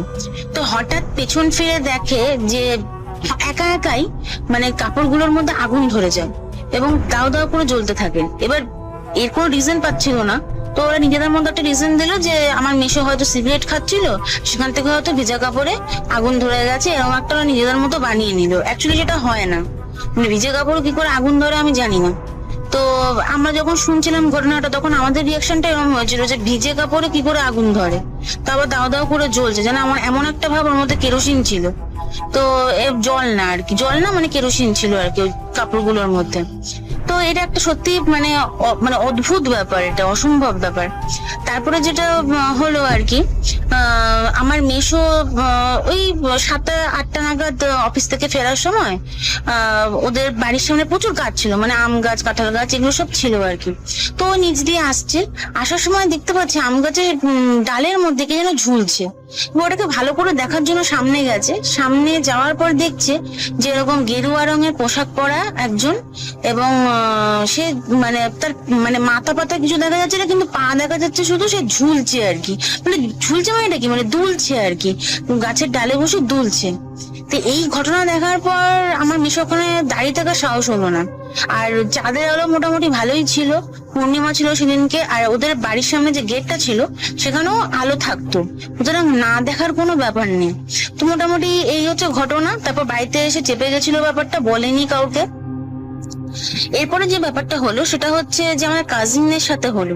তো কাজিনদের ব্যাপারটা কি হয়েছিল, ওরা সবাই মিলে যেসব ভাই বোনরা রয়েছে ওরা বসে ওই ঠিক সিঁড়িতে ওঠার যে মানে কি বলবো ছাদে যে সিঁড়ি থাকে আর কি, ছাদে ওঠার যে সিঁড়ি, ঠিক ওইখানটায় বসে বসে আর কি সবাই গল্প করছিল। তো হঠাৎ ওরা দেখছে বা অনুভব করছে যে মানে একজন কেউ মানে দৌড়ে ওপর থেকে নিচে আসছে বা নিচ থেকে ওপরে যাচ্ছে, সে দুমদাম আওয়াজ, কিন্তু ওরা কিছু দেখতে পাচ্ছে না কিন্তু আওয়াজটা অনুভব করতে পারছে। এবং তার পাশ কাটিয়ে মানে ওরা যেখানে বসে আছে ঠিক তার পাশেই মানে এই মানে হালচাল গুলো হচ্ছে, মানে একবার উপরে যাচ্ছে দৌড়ে, একবার নিচে আসছে, মানে এই অবস্থা। তারপরে যেটা হলো সেটা ওরা তো খুব ভয় পেয়ে গেল, কাউকে দেখতে পাচ্ছে না, এদিকে বিভৎস আওয়াজ, দুমদাম দুবদাব আওয়াজ হচ্ছে। তারপর ওরা নিচে গিয়ে ব্যাপারটা সবাইকে বললো, তো ওরা খুব একটা পাত্তা দিল না। তারপরে যেটা হলো সেটা হচ্ছে যে ছেলেটি মারা গেছিল তার মায়ের ঘটনা। তো তিনি আর কি মানে বসে বিশ্রাম করছিলেন বারান্দায় বিশ্রাম করতে করতে হঠাৎ করে দেখছে যে ওনার পাশে একটা মাদুর বিছানো ছিল, দেখছে দুটো মানে কাটা হাত আর কি, কালো রঙের, মানে কবজি অব্দি দেখা যাচ্ছে আর কি হাতটা, বর্ণনাটা এরকম, সে মাদুর গোটাচ্ছে এবং সেটা বিভৎস, আর কোনো বডি পার্ট নেই, নাথিং। তো এইটা দেখে আর কি প্রচন্ড মানে ভয় পেয়ে যায় এবং সেটা উনি অজ্ঞান হয়ে যায়, চিৎকার করে, স্বাভাবিক ব্যাপার সেটা। তো সবাই আসে, এসে ওনাকে জল টল দেওয়া হয়, ঠিকঠাক করা হয়, তারপর মানে উনি ব্যাপারটা সবার সঙ্গে শেয়ার করেন যে আমি এই দেখেছি। আচ্ছা, তারপরে হচ্ছে ওদের বাড়িতে র্যান্ডাম কিছু তারপর তো ঘটনা ঘটা শুরু করলো। কিরকম, যেরকম মানে হয়তো রাত্রিবেলা ওরা শুয়ে রয়েছে, রান্নাঘর থেকে বাসন পড়ার আওয়াজ আসছে, দুমদাম সব বাসন পড়ে গেল একা একাই, না তো কোনো হাওয়া, না তো কিচ্ছু না, একদম পুরো আর কি কোনো হাওয়া আসার জায়গাই নেই, বাতাস আসার কোনো জায়গাই নেই। তো এরকম একটা চলতে থাকলো। তো ওরা তো কোনো কারণ খুঁজে পাচ্ছে না যে এটা কেন হচ্ছে। হঠাৎ রাত্রিবেলা 3টের সময় কে যেন মশলা বাড়ছে, কেন রান্না করছে রান্নাঘরে, এটা তো অসম্ভব ব্যাপার। তো এইসব সব ঘটনা ঘটতে থাকে। আরেকটা যেটা ব্যাপার ঘটতো, ওরা যখন রাত্রিবেলা শুতো তো খাটটাকে কি যেন নাড়াতো এবং খাটটাকে ঘরের এক প্রান্ত থেকে আরেক প্রান্তে নিয়ে যেত। ওদের ঘরগুলো বেশ বড় বড় ছিল, যেহেতু আগেকার দিনের বাড়ি, বাসাটা খুব সুন্দর ছিল আর কি, মানে বেশ বড় এবং অনেকটা এরিয়া জুড়ে, এবং ঘরগুলো বিশাল বড় বড়। তো খাটটাকে এই প্রান্ত থেকে ওই প্রান্তে ঘরের কি যেন নিয়ে যাচ্ছে এবং এটা ওরা অনুভব করছে কিন্তু কাউকে দেখছে না। তো এরপরে যেটা হলো আর কি, ওরা বুঝতে পারলো যে এটা অলৌকিক ছাড়া আর কিছুই মানে এটা হতে পারে না। তো ওরা ব্যাপারটা কি, ওরা আধুনিক মানে কি বলবো আধুনিক মানসিকতার মানুষ, ওরা অতটা মানে এসব ভূত বিশ্বাস করে না, ওদের একটু বিশ্বাস করতে কষ্টই হচ্ছিল। আর এই ঘটনাটা হচ্ছে আপনার মোটামুটি ওই 1999-এর দিকে, তখন আমি ক্লাস 7-8-এ পড়ি, 7 বা 8-এ পড়ি। তো ওই সময়কার ঘটনা, বুঝতেই পারছেন, যতটুকু মনে আছে আমি আর কি বলার চেষ্টা করছি। সো হ্যাঁ, তারপরে যেটা হলো সেটা হচ্ছে যে ওদের এই ঘটনাটা হওয়ার পরে যে ঘটনাটা ও মানে আমার কাজিনের সাথে হয়েছিল, তারপরে আর কি ওরা সিদ্ধান্ত নিল যে কিছু একটা করতে হবে। এবার সেই ঘটনাটা আমি বলছি। তো আমার বোন ঘরে আর কি বসে পড়াশোনা করছিল ও নিজের রুমে। তো হঠাৎ জল খাওয়ার প্রয়োজন হয়েছিল এবং জল পিপাসা পেয়েছে, এবার রান্নাঘরে যেতে হবে। তো ও মোটামুটি রান্নাঘরে কাউকে দেখছে না যে জল আনতে বলবে, এরকম কাউকে দেখছে না সামনে। তো ও নিজেই গেছে আর কি। নিজে যাওয়ার পরে এবার দেখছে যে রান্নাঘরের সামনে একটা বিশাল দেহ, আর মাথাটা যে কোথায় গিয়ে ঠেকেছে কেউ জানে না। ও তো সময় দেখে যাচ্ছে যে কি, আর ওদের যে কড়িবর্গার ছাদ ছিল, আগেকার দিনে যে কড়িবর্গার ছাদ থাকতো, হ্যাঁ, কাঠের আর কি, মানে সিলিং টিলিং এভাবে থাকতো, বিশাল বড়, প্রায় 10 ফিট আর কি ছাদের উচ্চতা আর কি থাকতো। তো এরকম আর কি মানে লোকটার হাইট, এটা তো অসম্ভব, এটা কোনো মানুষের হতে পারে না। এবং তার গায়ের রংটা কালো ছিল এবং কদাকার দেখতে ছিল। তো এইটা হচ্ছে ব্যাপার যখন ঘটলো। আর ওই মানে মূর্তিটা দাঁড়িয়ে ছিল ফার্স্টে, এবার দুজনের চোখ আর কি মানে ওর দিকে তাকিয়ে আছে, এও এর দিকে তাকিয়ে আছে, মানে আমার কাজিন ওই মূর্তিটার দিকে তাকিয়ে আছে, আবার ওই কদাকার চেহারাটাও তাকিয়ে আছে। এইবারে ওই মূর্তিটা হাত তুলে আমার বোনকে ইশারা করে বলছে, ইশারা করে মানে হাতটা তুলে বলছে যে এই ঘরে যা। আর সেই আওয়াজটা ছিল ভয়ঙ্কর এবং মানে ভয়াবহ, মানে ভীষণই ইয়ে। তো এটা আর কি শুনে এবং ওই ভয়ঙ্কর মানে ওই মূর্তিকে দেখে আমার বোন আর ঠিক থাকতে পারলো না। তো সে আর কি একদম পুরো অজ্ঞান হয়ে গেল। এবং তারপরে ওকে তো ডক্টর দেখিয়ে টেখিয়ে ঠিক করা হলো, কিন্তু তারপরে ও খুব ভয় পেত, ও ঠিকমতো ঘুমাতে পারতো না, এবং বিভিন্ন রকম ওর সঙ্গে অনেক ঘটনা ঘটেছে, সেগুলো সবকিছু আমাদের বলেনি। অনেক কিছু চেপে গেছিল। তার কারণ হচ্ছে আমার মাসির বক্তব্য ছিল যে যখনই কোনো ঘটনা নাকি কারোর সাথে শেয়ার করতো, এসব অলৌকিক ব্যাপার, মানে ওদের বাড়িতে যে ঘটনাগুলো ঘটে যাচ্ছে, তখন নাকি ওই উপদ্রব গুলো নাকি বেশি করে বেড়ে যেত। এবং এটা কিন্তু মানে এই জন্য ওরা ওই আর কি ভাষা, মানে সবাইকে সবটা বলতে মানে পারতো না আর কি, একটুখানি মানে চেপে যেত অনেক কিছুর ব্যাপার। আমি সেটা বুঝতে পেরেছি, আমরা সবাই বুঝতে পেরেছি যে যে ঘটনাগুলো বলছে তার বাইরেও অনেক কিছু ছিল আর কি অ্যাকচুয়ালি। সো যাই হোক, যতটুকু আমাদের বলেছে আর যতটুকু মনে আছে আমি সেইটুকুই আর কি মানে বললাম। তো এই ঘটনার পর যে মানে আমার বোন যে এভাবে অসুস্থ হয়ে গেল এবং যে দৃশ্য দেখলো, এই ঘটনার পরেই কিন্তু তারা ঠিক করলো যে না, এবার একটা ব্যবস্থা করতে হবে। দেন তারা একটা মানে গুরুমা, আমরা গুরুমা বলি আর কি, উনি একজন মহিলা তান্ত্রিক, তাকে নিয়ে আসলো এবং সে সমস্ত কিছু দেখে টেকে শুনে টুনে সবকিছু বললো যে হ্যাঁ, এটি ওই ছেলেটিরই মানে আর কি আত্মা, যে আনন্যাচারাল তার ডেথ হয়েছিল, তা সে মারা গেছিল। তো তার আত্মাটা মুক্তি পাচ্ছে না কোনো কারণে, এবং সে কষ্ট পাচ্ছে, এবং এর জন্যই ওদেরকে তো উপদ্রব করছে। তো এটা থেকে অনেক বড় ক্ষতি হওয়ার সম্ভাবনা আছে। তো এটা আগে মুক্তির উপায় করতে হবে। তার জন্য যেটা করতে হবে সেটা হচ্ছে, আমাদের এখানে ইন্ডিয়াতে প্রেতগয়া বলে একটা জায়গা আছে, এটা হচ্ছে বিহারে।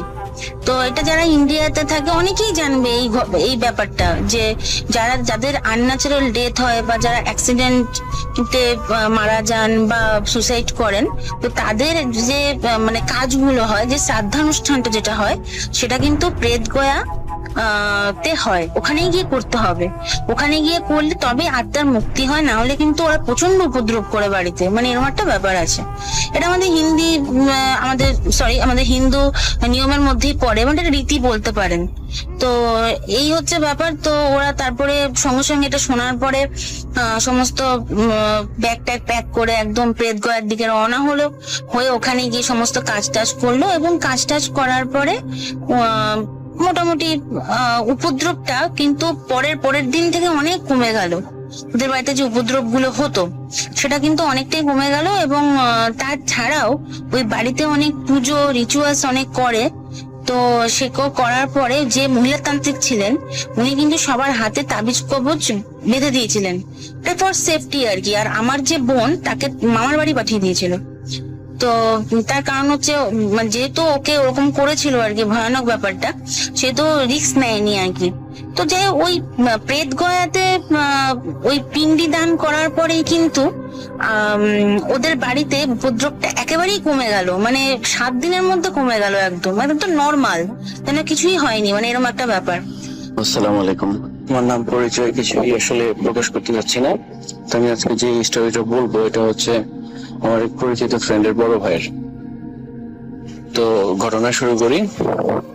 তো ঘটনাটা হচ্ছে, যে বাড়িটার মধ্যে সে বাড়িটা বর্ণনাটাকে দেই।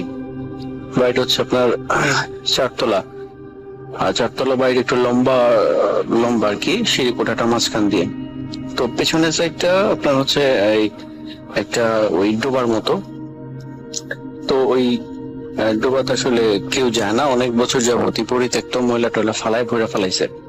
তো যেই বড় ভাইয়ের কথাটা বলতেছিলাম, তার একটা বদভ্যাস ছিল, সে রাতের বেলা অনেক সময় মানে অনেক রাত পর্যন্ত, 3টা থেকে 4টা পর্যন্ত ছাদের মধ্যে ঘোরাঘুরি করতো।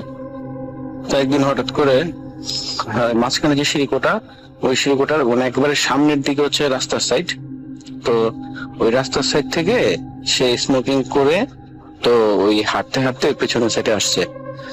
তো আসার পরে হঠাৎ করে দেখতেছে যে পেছনের সাইডে একটা মানে কালো শেপ দাঁড়ানো। তো সে আসলে চিন্তা করতেছে যে এটা কি কোনো ছায়াটা পড়লো নাকি। তো সে একটু সামনে যায়। তো সামনে যাওয়ার পরে দেখে যে ওই শেপটা আস্তে আস্তে একটু বড় হইতেছে, আর ওই আপনার হচ্ছে মাথা নাই, ওই আকৃতিটা মানে একেবারে খুব ভালোভাবে দেখতে পারতেছে সে। মাথা নাই, বুকের মধ্যে 2টা চোখ, শরীরটা হচ্ছে আপনার সবুজ কালারের, আর হচ্ছে চোখগুলো অনেক বড় বড় লাল, হ্যাঁ, আর ওই শরীরটা অনেক মোটা।